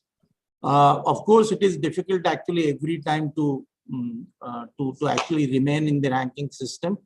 But of course, as rightly been pointed out, Francisco, we are not really concerned about where we are ranked at the international level. We are more concerned about at the national level, at the state level, how basically our own community, our student, especially the society, basically looking at our university, and that is what we are concentrating the most. Our job is to actually create the best of the student, give them the best of the knowledge, so that to a great extent they will stand on their own feet. And accordingly, our emphasis is these days more on basically creating, rather than giving a very traditional knowledge, something very innovative. And in that, from that point of view, as I've mentioned about like the molecular diagnostic center, actually is running a course in molecular diagnostics, and that perhaps is something very new. Apart from that, recent time, basically because of our ranking, because of our basically standing at national and international level, we've been starting basically a small campus on the land of Qatar, and that perhaps is the first time it is happening for a state university that we would be going out and again serving the Indian community out there. Of course, the process are on. Perhaps in the month of September, we intend to launch our few courses out there. But of course, that requires certain permission. The state government has come on page. We are with the central government basically looking for the necessary permissions. And that is what basically our entire aim is, to serve Indian community, Indian students first, and then whatever little international student that we receive through ICCR. In fact, to attract them the most, we, along with ICCR, have started or conceptualized another good thing that is called as UTIX, Universalization of Indian Traditional Knowledge System. And we are creating basically what are called as the capsules or small courses. That to an extent would attract the foreign student as such. So that perhaps is the first, we are trying to provide the visibility of the Indian culture, of the Indian basically ethos to the international community as such. And perhaps that we hope not necessarily only bring in more number of foreign students, but of course also would increase the visibility of the Indian knowledge system world over. Keeping that thing in mind, the kind of basically e-content that we are developing, our competitors we consider to be the Coursera courses, and we are working toward that whatever that we create would be of that standard as such. So there would be certificate courses, diploma, or perhaps some credit transfer would be also feasible, possible through this kind of a program, wherein we are more concentrating on the Indian ethos as such. Then apart from that, the two other things that have attracted India have attracted the world is the yoga and Ayurveda. So yoga, basically, it is just not the posturing, but the science behind yoga. Basically, just to give an example, like when you do Mandukasana, how the pancreas get expanded and how the insulin secretes. That is what actually would be shown to the people. That is how we, to a great extent, can attract the international community. So these are the small steps, the baby steps that we are taking. We are really not very bothered about where do we stand at the Times ranking or ranking, or where do we stand in the QS ranking. We are doing our job. Our job is basically to create best of the student, give them the best of the knowledge, especially those are coming for the who I mentioned as the first learning generations. Give them basically the best of the knowledge, best of the education, so that they stand on their own feet. And perhaps that is what the Indian university should work. Someone was mentioning that basically whether the India should start their own ranking system or not. Dr. Kalmatar, you have to conclude, please. Yeah, so with this, I stop here. Whatever that we are doing, actually, that is what actually I wanted to tell it to the other people. Thank you so very much for giving this opportunity. Thank you, Dr. Karmalkar, and telling the all the participants that what all Pune University is doing. And his mantra remains that let us do the best for the university, the best for the students, the best for the faculty, whether rankings come or do not come. I mean, if rankings come as a byproduct, it is a okay thing, but we should not be working for the rankings. We should be working for the students, and that is what they are doing. And the Pune University, like all state universities and colleges, is really the university for the masses. And as Dr. Francisco was mentioning, the perception of Indian higher education system abroad is that it is only comprising of IITs and all, but no, 98% of the institutions, as Dr. Rajkumar was also saying, is comprising of state universities, deemed universities, private universities, and colleges. And they are the one who should be sort of brought up and to a level so that they can compete with the rest of the world. So with this, you have heard all the three universities and all the two universities and an international expert. So now we will come back to the people who are actually doing the ranking. So you have heard the perception of Indians and the universities, that what we feel about the ranking, whether we should be running above after the ranking, and if you can also suggest to us that what the Indian institutions can be doing to improve the rankings. So first I'll come to Ashwin and then to Ritin. So over to Ashwin. Ashwin, please. He is the regional head for the Middle East in the QS rankings, and he'll be sharing his views with you. Thank you, Ashwin. Thank you so much, Dr. Pankaj Mittal, and thanks to our host, Shillini University, for inviting this panel and putting this event together. So Professor PK Khosla and Atul Khosla and Ashish Khosla, thanks so much for the invitation, and also the esteemed panelists. We have quite a renowned panel here, so I'm glad to share this along with my colleague from THE. So I've listened to whatever the panelists have said, and I would like to first start with some numbers, because numbers are always speak the truth. So countries that spend the most on research and development, and I've looked at World Bank data from 2017 and 2018, and let's look at the top 10 countries. And which are the top 10 countries? Israel, South Korea, Switzerland, Sweden, Japan, Austria, Germany, United States, and Belgium. So they range between 5%. Israel spends about 5% of its GDP on research and development. And the lowest there is Belgium, which is about at 3%. Now, you might not be aware that these 10 countries make up 323 universities in the top 1,000 of the QS World University Rankings. 10 countries making up 323 universities in the ranking. So is there a connect? Can we connect research and development from the top countries to top universities in the world? I'll put that question to the panelists. The second, let's go to the top 20 countries. And those next 10 countries are France, Finland, China, Netherlands, Norway, Singapore, Czech Republic, Australia, and United Kingdom.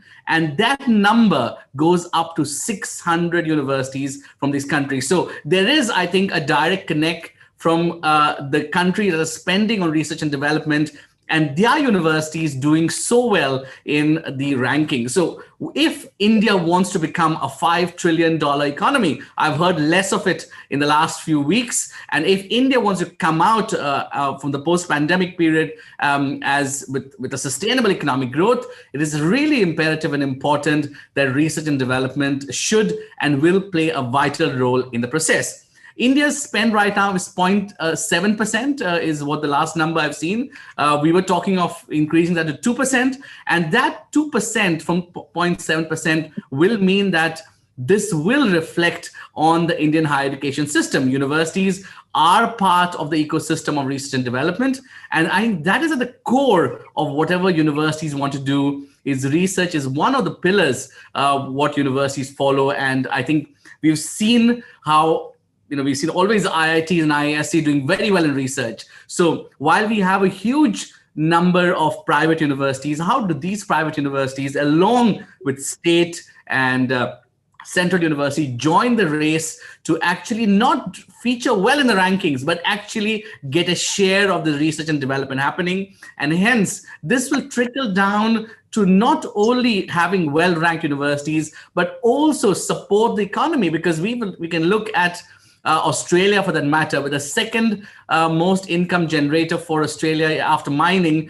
is education. There are two important aspects of having a well-ranked university. So we've talked about research and development. How do they connect? So if you look at top 20 countries, we've seen 600 universities, almost over half of the ranked universities are from 20 countries. So if India needs to do well, we need to invest in research and development is the first point. The second point is that if we have well-ranked universities in India, we will be able to attract more and more international students that will support India further. And I think that figure was presented by Ashish in his presentation.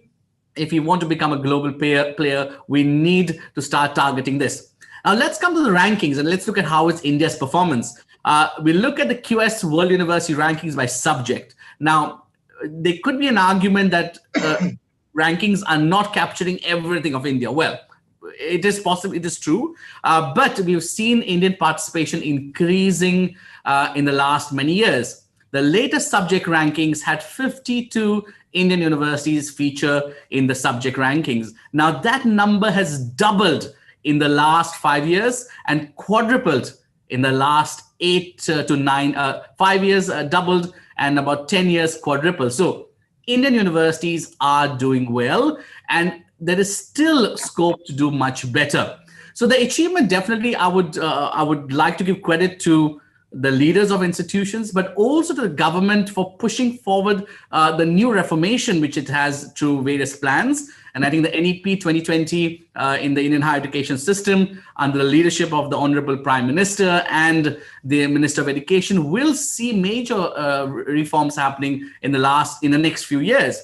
Now that could mean international universities coming to India, collaborations increasing, international or Indian students staying in India, more international students coming to India. The internationalization of education will further support universities doing well. And I think the future roadmap for India seems good. But rankings are not, as I think I would like to echo everyone's thoughts here, they are not the goal of any institution. I would like to provide that health warning. And also I would like to share with you an article. I think it's a great article written by Ellen Hazelcorn, which titles The Dubious Practice of University Rankings. Do read, if you Google it, you'll be able to find it. It's a great article which gives a different perspective, both as Dr. Francisco mentioned, the good, bad, and ugly. And one takeaway from that article was global rankings measure a small, again the word small, subset of the total of 18,000 higher education institutions globally. Now, I would like to add, it is no longer 18,000. As per Webometrics, there are close to 30,000 higher education institutes around the world. Now, what is the reality of having 30,000 higher education institutes globally? There are 3 points I would like to make here. The first is not all institutions will be ranked or can be ranked, because ultimately the best institutions will find their place in the rankings. The second point is that indicators such as academic reputation and employer reputation will support Indian institutions to actually find their place, because there have been complaints about research not being covered into Scopus. There is language difficulties. There are universities in India are doing yoga, Ayurveda, and several other subjects which will not find place into Scopus. So in this case, I believe that to overcome that bias, we need indicators like academic and employer reputation, which will support. The third is there isn't a perfect ranking system in the world. And that might be shocking coming from a ranking agency itself. As late George Box, a famous statistician, said, all models are wrong, but some are useful. So I would like to say that rankings available today perhaps are evolving, as Dr. Francisco and Professor Raj mentioned, that we have different subsets of, we have different subsets of the rankings coming out today. And I think ranking agencies are even more eager to listen and have a dialogue with Indian institutions on the way forward. Sorry about that. Hence, what is the pathway to excellence? And I think I would like to give you an 8-point agenda. Thanks to Professor Raj, who actually mooted the idea 2 years ago, or a 10-point agenda. So I've cut short that to 8 points, which I think compress that into something more relevant. So the first is, you should keep your institutional mission at the core of what you're doing. Be it you're a teaching university, a research university, or university does that both, or you're comprehensive, you're teaching yoga or Ayurveda, you're rural, as Dr. Karmalkar, he's the University of the Masses. There is no need to change your institution mission, because rankings will be the outcome and not the goal of what you're trying to achieve. The second, that's what happens when you try to talk fast. Yeah, apologies. So second is, you need to provide your institutional leader with complete autonomy to make decisions. And I think that is fundamental to any institution in the world. And I would like to say that you need to run the university like a CEO. And I think that's what we give the CEO, is full autonomy to make decisions. So zero interference from investors, the chancellor, the people involved, the stakeholders, the board, complete autonomy to make those decisions fast, cut the bureaucracy, cut the committees, and basically the vice chancellor or the leader is not here for a popularity contest. So second is complete autonomy to make decisions. Third is hire the best and provide for the best. So that means that if you're going to hire the best researchers to do the best research, you're going to motivate them. They also have to be paid equivalently and paid the best. The fourth is communicate. And I think communicate and branding goes hand in hand with your students, with stakeholders, with the community, with the public, with partners, with governments. So it is a two-way communication. And I don't think that you should shy away from blowing your trumpet in the open on all the success stories you do, because I think that is what will help and support the reputation of the institution. So the fourth was communicate and branding. Five is collaboration with industry and being a problem solver. Now that can start with committing to resolving community problems for a start, talking to a small subset of industries, finding and going out in the community and seeing what you could resolve there and what could you help them with, and showing them what you could do for them.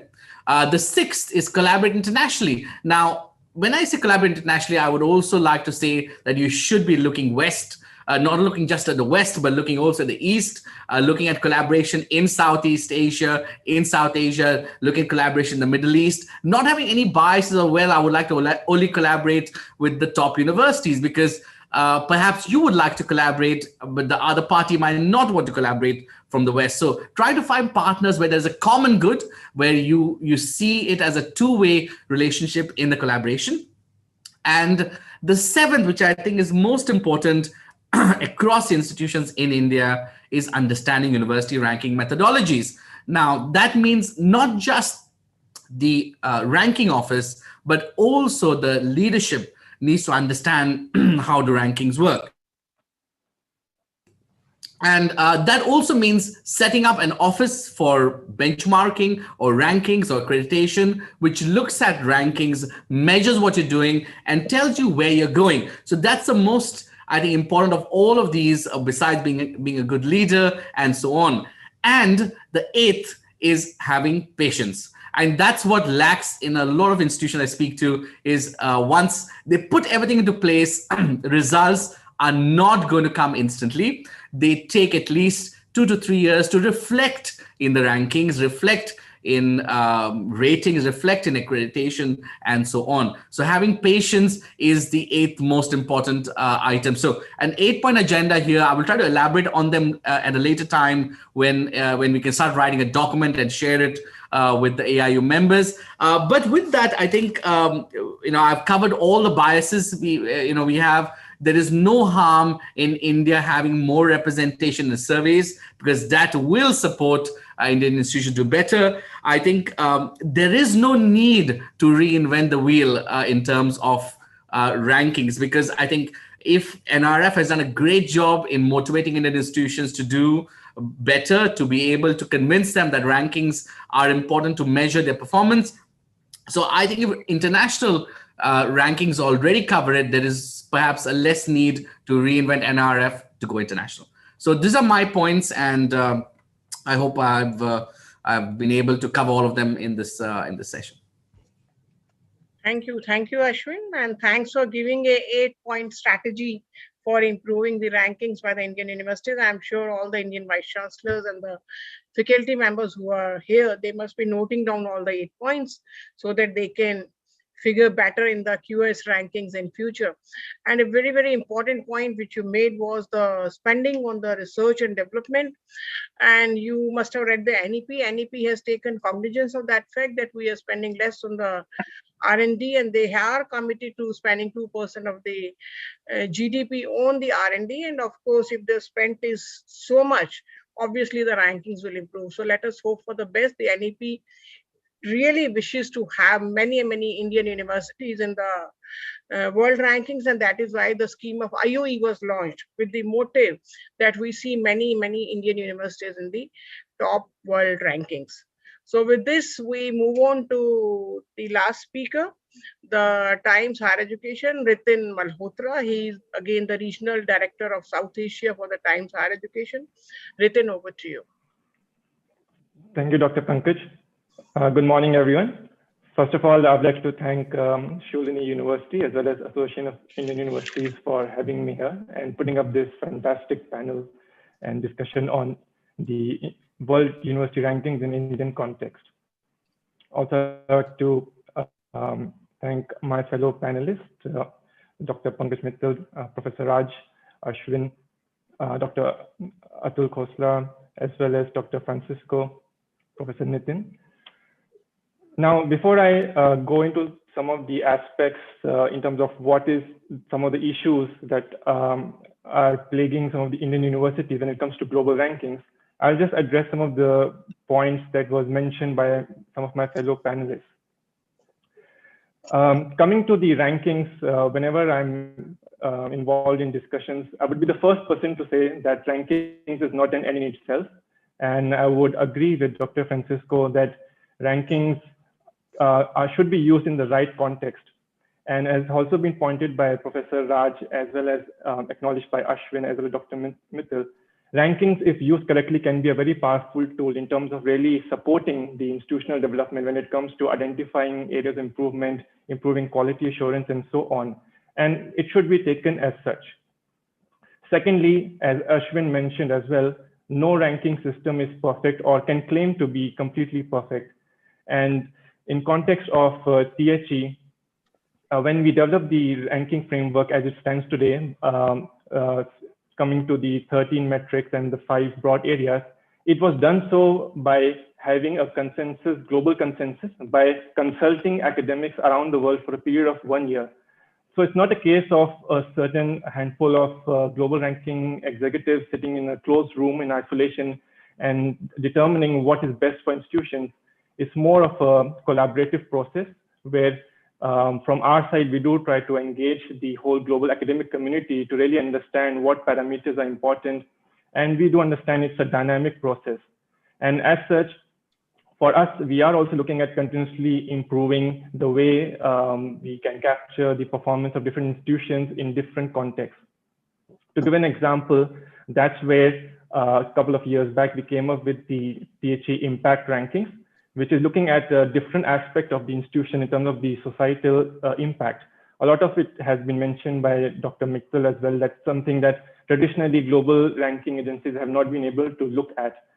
And also, coming to one of the first points mentioned by Ashwin in terms of the 8-point agenda, I completely agree that institutions should stay true to their university mission.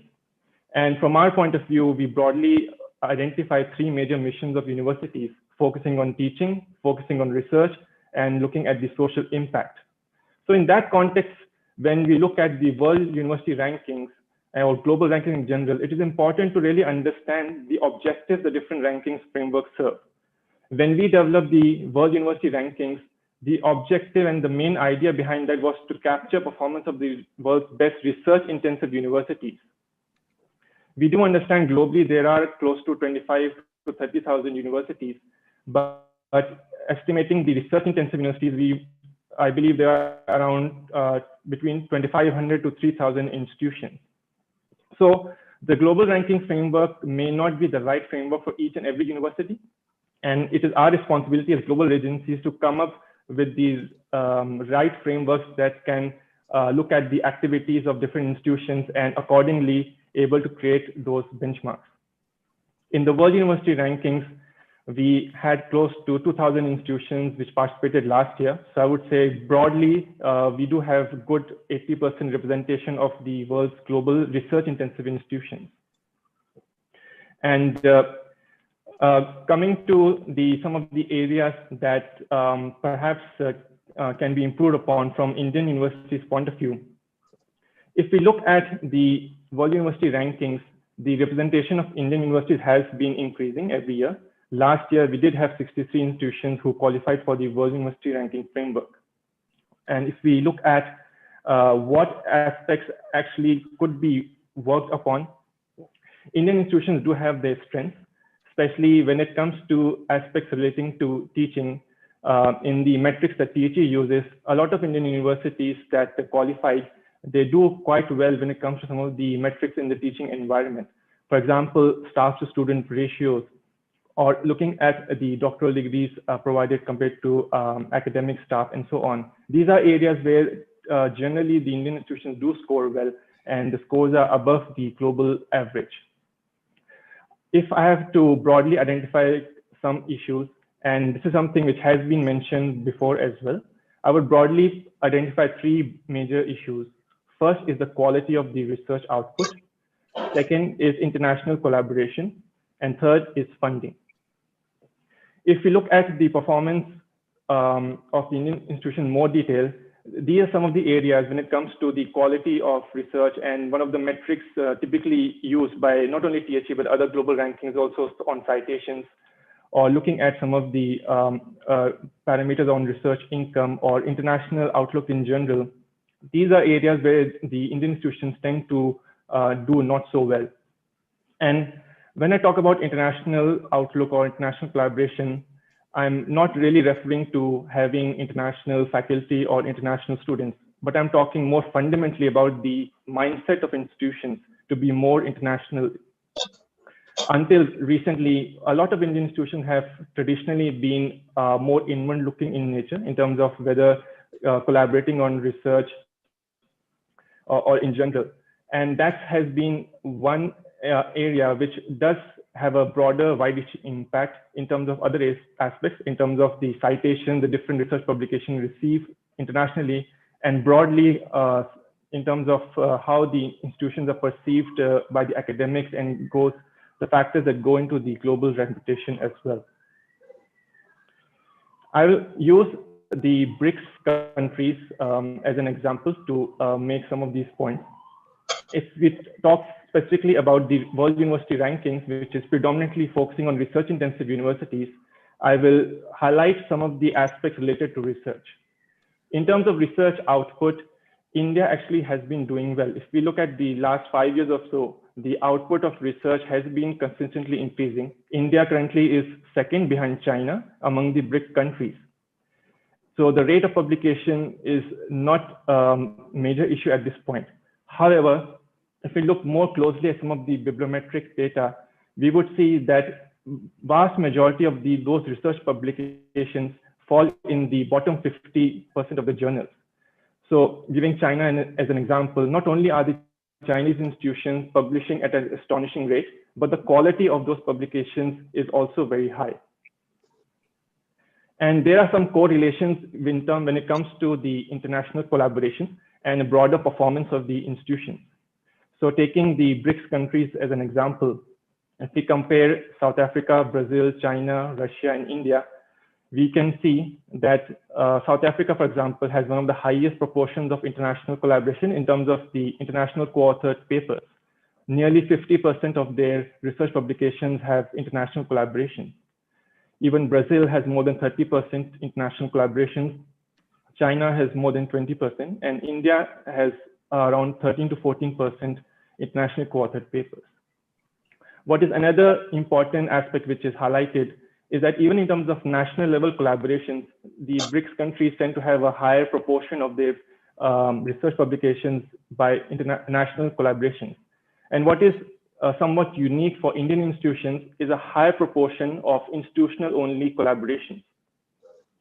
And this does have an impact in terms of other aspects on qualitative aspects like the citations. So if we look at the proportion of publication in top 10% of journals, China, South Africa, Brazil all have significant portions of the publications in the top 10% journals. For example, 25% of the publications from Chinese institutions do figure in the top 10% journals. And the figure for India currently is around 14%. If you look at the citations per publication, South Africa, as I mentioned, currently had one of the highest rates in terms of international collaboration. And we can see that this does reflect to an extent in the performance, where they have an average of 10 citations per publication. And the figure for India stands around 7. And then if you look at the FWCI, of the research publications, South African institutions have a FWCI of more than 1.2. China has more than 1, and India currently has around 0.83. So I would say, in terms of what aspect the universities could really look at, is looking at broadly more collaborations. This has also been the point mentioned by Dr. Ashish in his earlier presentation. And this, I believe, would to an extent help in improving the quality of research published across the Indian institutions. With knowledge sharing, the collaboration, there's bound to be a lot of positives where changes at the institutional level can be implemented and also help to overall improve the quality and performance. And there are other aspects that the Indian institutions could look at. For example, pay more close attention to the kind of journals that they are publishing in. As I mentioned, a large portion of the publications currently sometimes fall in predatory journals, and a lot of the global rankings like THN as well as QS do use corpus index journals, and they do have a list of discontinued journals which are published regularly. And oftentimes we do observe that even very good institutions, sometimes they have a number of publications which fall into these. So looking at some of those aspects, sharing of best practices from the top researchers at the universities. So those researchers who have managed to publish in the top journals, sharing their knowledge and expertise with the young academics, creating that culture within the institutions for the right ways of publishing research. In terms of communication, that's another point that also was mentioned by Ashwin as well. That's also important.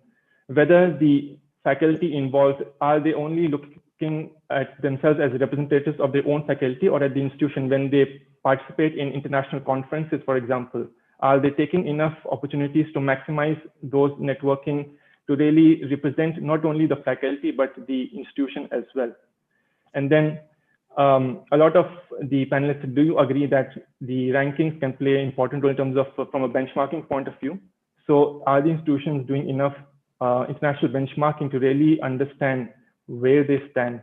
And these are some small incremental changes that they can look at, which I believe can go a long way. And I think there are a lot of positives for Indian higher education. I believe the national education policy is a very big forward step in the development of higher education, especially segregating the universities in research intensive and teaching intensive universities, setting up the National Research Foundation. As I mentioned, funding is also one of the key factors which does to an extent impact the performance of the Indian institutions. Again, taking China as an example, the investment that the Chinese government has been making in the last few years, it definitely reflects how the number of institutions that are in the top global 200, for example, has been rising a lot. And that includes funding and support in different areas, including improving the research facilities, the infrastructure, supporting initiatives on internationalization, among others. And we do see a lot of positives from Indian institutions.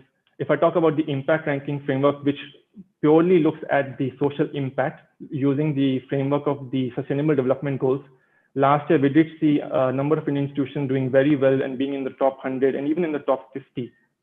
And so that's where, from our point of view, I again would reiterate that the universities need to stay true to their own missions, and would be responsibility of the global ranking agencies to see how best we can capture those aspects. And I believe if the national education policy is implemented effectively, then it won't be long where the Indian institutions will start reflecting and showing up in various different frameworks, be it THE, QS, or the kind of aspects that they capture for teaching, research, as well as social impact. Thank you. Thank you, Ritin. Very well said. NEP does have the potential of bringing more and more universities in international ranking. In fact, almost all the panelists have focused on basically three issues. That is, again, international collaborations, the funding, as well as the improving the quality of research for improving the rankings. And these are three fundamental issues which have to be addressed by the Indian universities. We have one observation on the chat box and one question, which is relatively simple. The observation on the chat box, I'll just read out. It is by Professor S.S. Chandel. He says that international ranking is of importance for institutions in India and other countries. But in his view, suggestions on including the social and economic benefits of higher education, research, or technology developed by the institution to the local community is very, very important. And that has been talked about by a lot, that socially relevant research is very, very important. And then there is one question by Amar Rao. He says, how relevant the ranking as a key measure of the desirability of a university from a perspective of a student? Dr. Rao, actually the ranking is for the students only to sort of to decide which institution to join, because if the ranking is good, most of the institutions which are having good ranking are joined by the best students. So that is very, very important from the students' perspective. And then there is one question from Kamal Dev. He says, at Nitin, I don't know whether it is Nitin or Kamal Dev asking, how do you account for journals in rankings which are Scopus indexed today and become non-Scopus later on? So this, I think either Ritin or Ashwin should be answering, that if you are talking about Scopus indexed journals and if it doesn't remain in Scopus the very next day, then how do you account for it?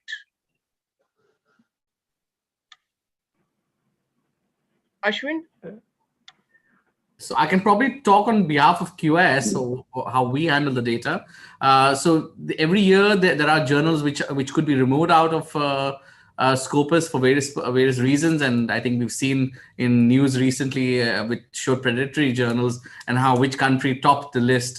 We did have India not high up in the ranking, but we did have a substantial amount of journals which were in the predatory list. So these are removed, and every year QS takes the last 5 years research data from Scopus and last 6 years citation data. So last 5 years papers, last 6 years citation. So every year the data is sent afresh to QS, and if the journal is removed, the data we receive at least has the journals already removed. So it could be 1 year that the university is doing very well in the ranking, and that's maybe because they have a large number of predatory journals. But the next year when we get the data again and those journals are removed, we will get fresh data. So that could impact the ranking of the institution next year.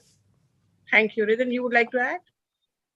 Yes, so similar to what Ashwin says, for THE, we have a similar process. So we look at the last 5-year period when it comes to the research publications. And if any of those publications are in the discontinued journals, then those are not taken into account when doing the ranking framework.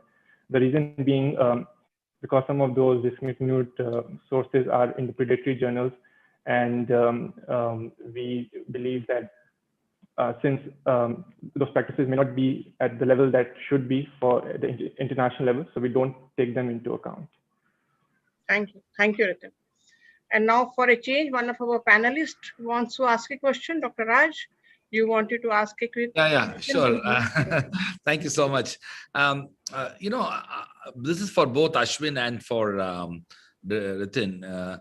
Listen, one of the things that lot of Indian educationists, but also others who are anxious about it, are asking that what kind of serious capacity building initiatives can rankings organizations promote within India that will help institutions work towards improving their overall presence in rankings. And this is not about methodology of changing your methodology, but really about how experiences. For example, I'm just looking case study. For example, there are universities, let's say in China, Malaysia, even Hong Kong, Singapore, South Korea, Taipei, where within a decade they have emerged into rankings and are year on year improving as well. So can a more, not just you guys coming and giving a PowerPoint on the methodology, but case studies emerging out of some countries where within a decade changes happened. Would that be even possible for QS and THE to undertake? Madam, if you allow me, I can also add a question, and the question has a direct link with Dr. Rajkumar. Okay, sure. Yeah, actually, my question is, ma'am, looking at the situation of India, where a massive number of state universities are struggling, literally struggling and starving for funding, and the situation is so gloomy so far as the recruitment is concerned, because more than 50 to 60% faculty members are vacant, and logistics support is not there. One university was asked, how could you make your position improved in the world ranking? And the reply was, I did better data management. My concern is that there are a number of institutions, they are spending more on superfluous and data management system rather than really building the inner strength and capacity.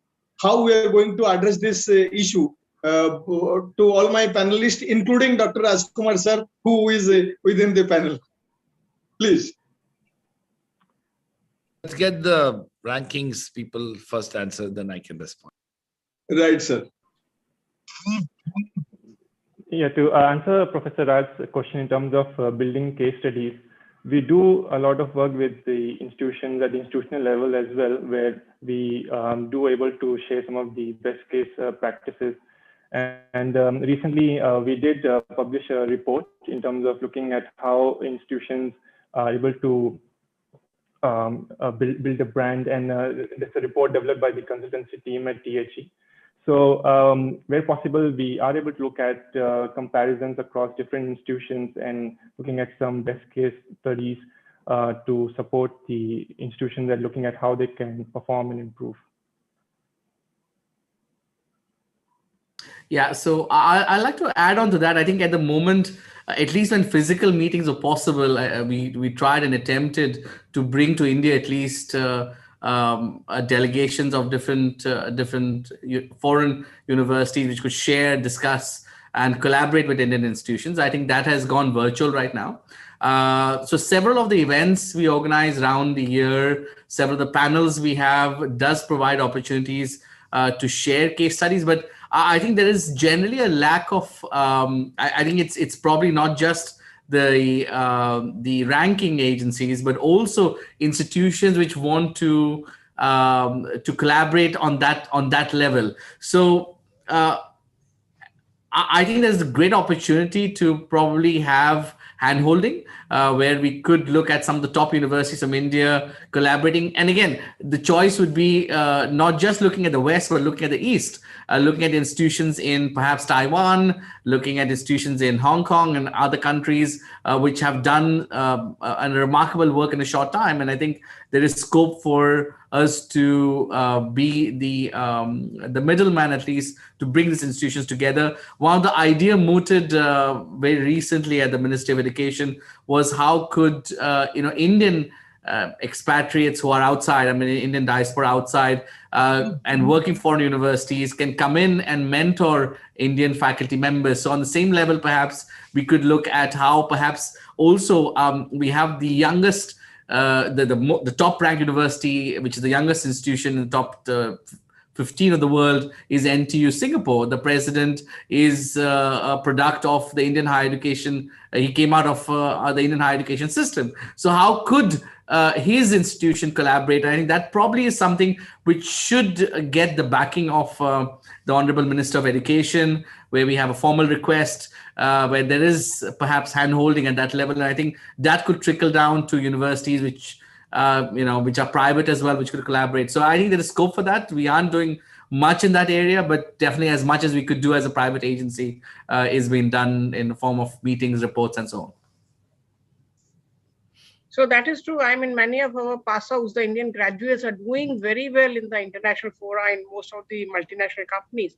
But as an institution as a whole, there is an issue, and we are not able to come up to those rankings. So those are being addressed, especially thanks to NEP.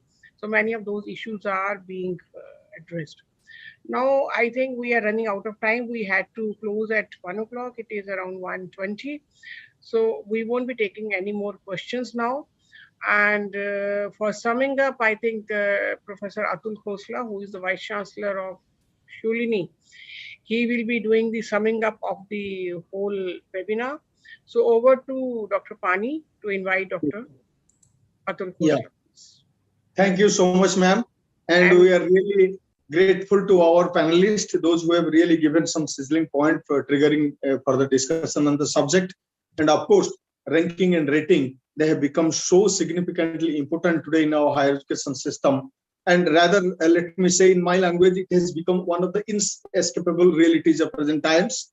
And the fact of the matter is that the academic world, the academics world over in general, and India in particular, is obsessed with rating and ranking. And I'm not sure whether it is for good or bad, I don't know. But this is a fact that we are obsessed with the rating and ranking process.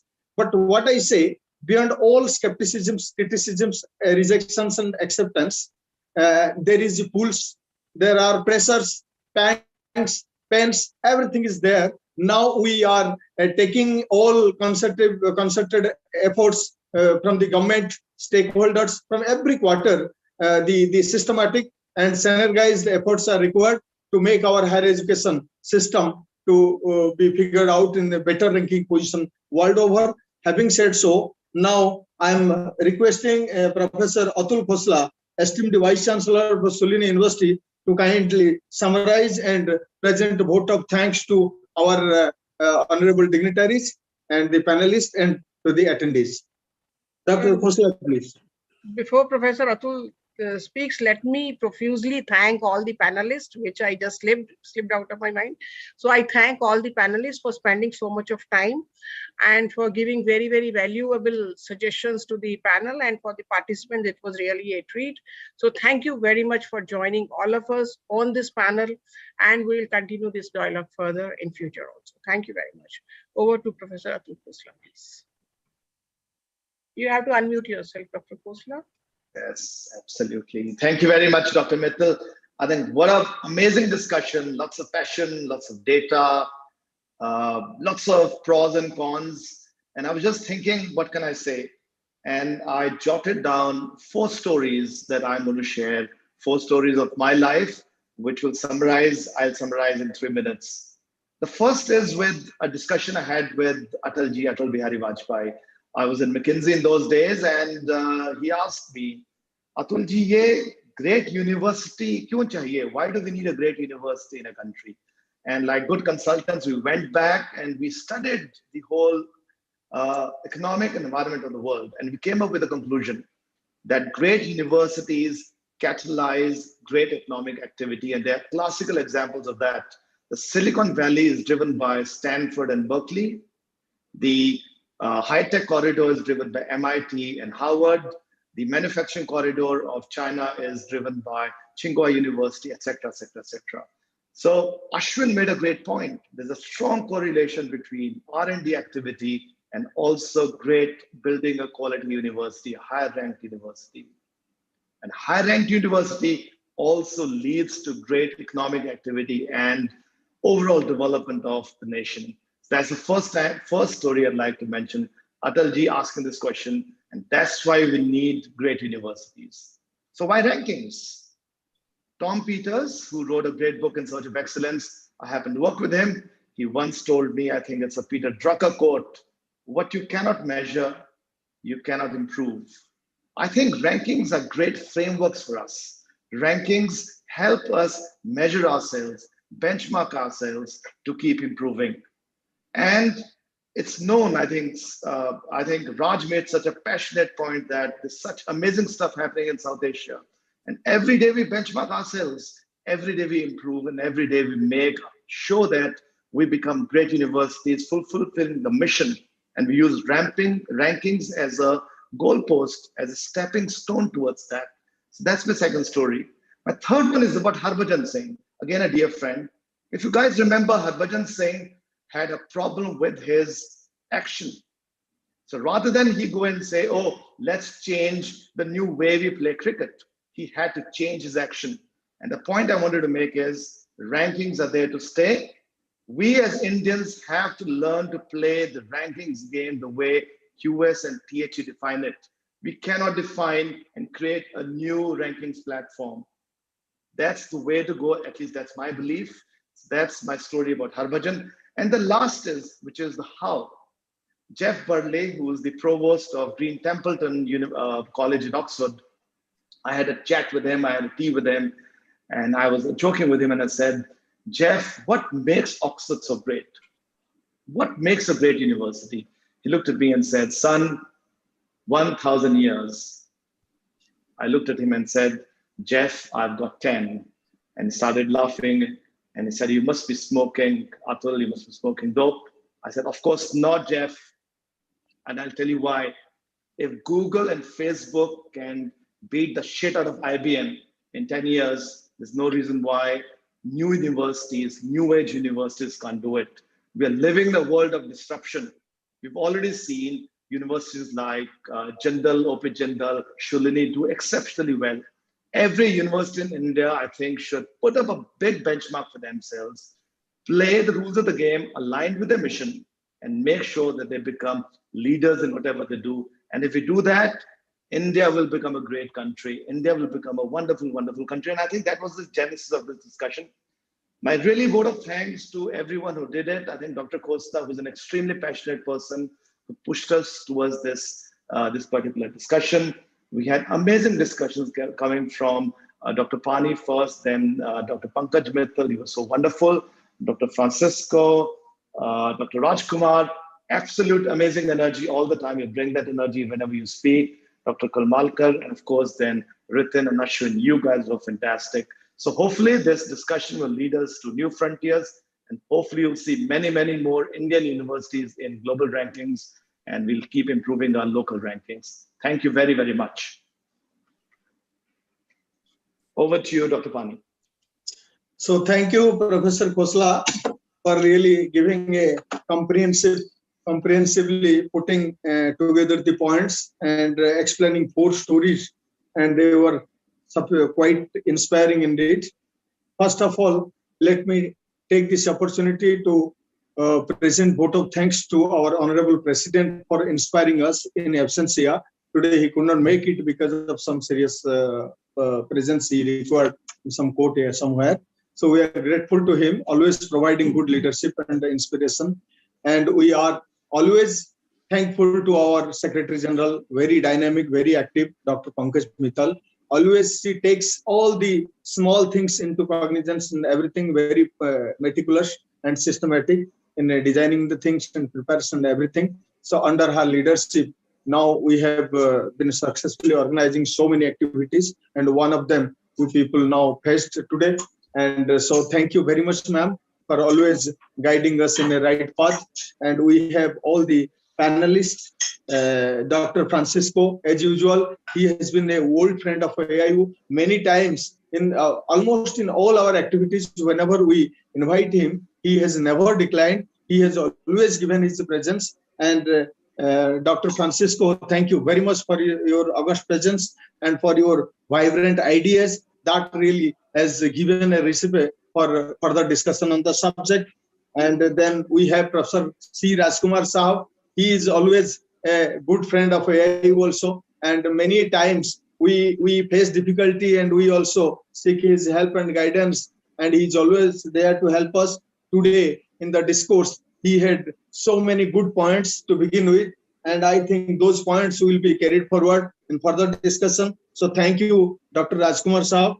And we have Mr. Ritin Malhotra, the young chap from Times Higher Education South Asia Regional Director. Thank you, Ritin. I was really having a teeth-breaking experience to connect you. Thanks to Minaki and thanks to Sulin University, somehow they could manage to get your phone number. Otherwise, I couldn't receive any response to my mail. 2-3 mails I had given at the initial stage. Anyway, thank you very much for making it. And your discourse was really quite impressive. And the points were very much useful for further discussion. Then we have Dr. Ashwini. Dr. Ashwini, we have worked together, even organizing another roundtable of the Vice Chancellor we had earlier. That was also a very good program. So Dr. Ashwini, in my short call, he was immediately ready to address the gathering. So thank you very much for your presence. Then Professor Nitin R. Karmalkar Sahab.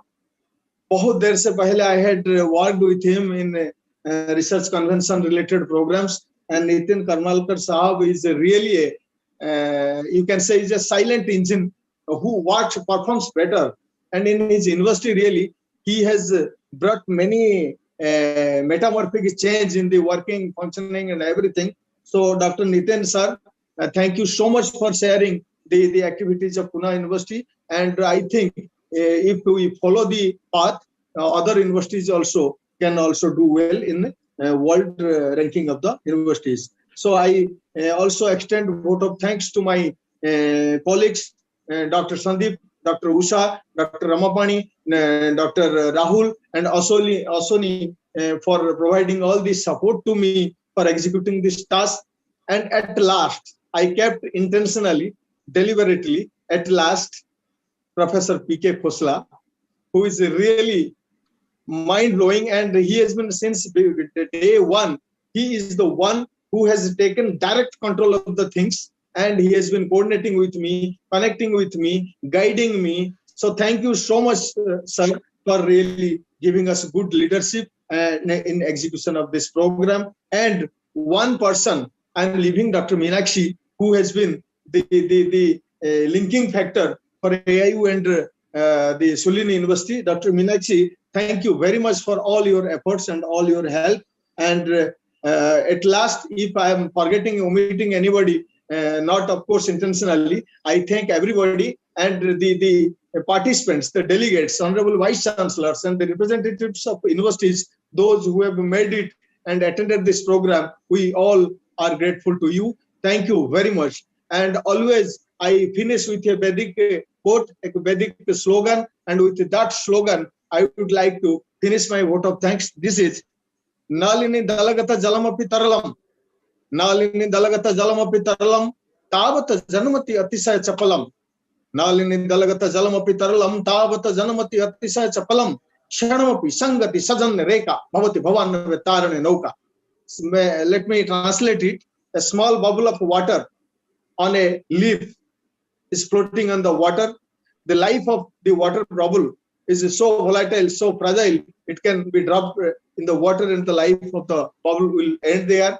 Likewise, the human mind, human body and human heart is chal chanchal chal champal, और इसमें से कुछ ज्ञानी गुणी, कुछ साधु संगत है, congregation Galaxy of intellectuals की साथ अगर संगत किया जाए, ये ज्ञान रूपक सागर को पारी होने में एक नौका जैसे मददगार साबित होता है. इन्हीं शब्दों के साथ मैं अपनी वाणी को विराम देना चाहूंगा. जय हिंद, नमस्कार. Thank you. Thank you very much. Thanks to all. Thanks to everybody. Thank you very much. Thank you, ma'am. Thank you.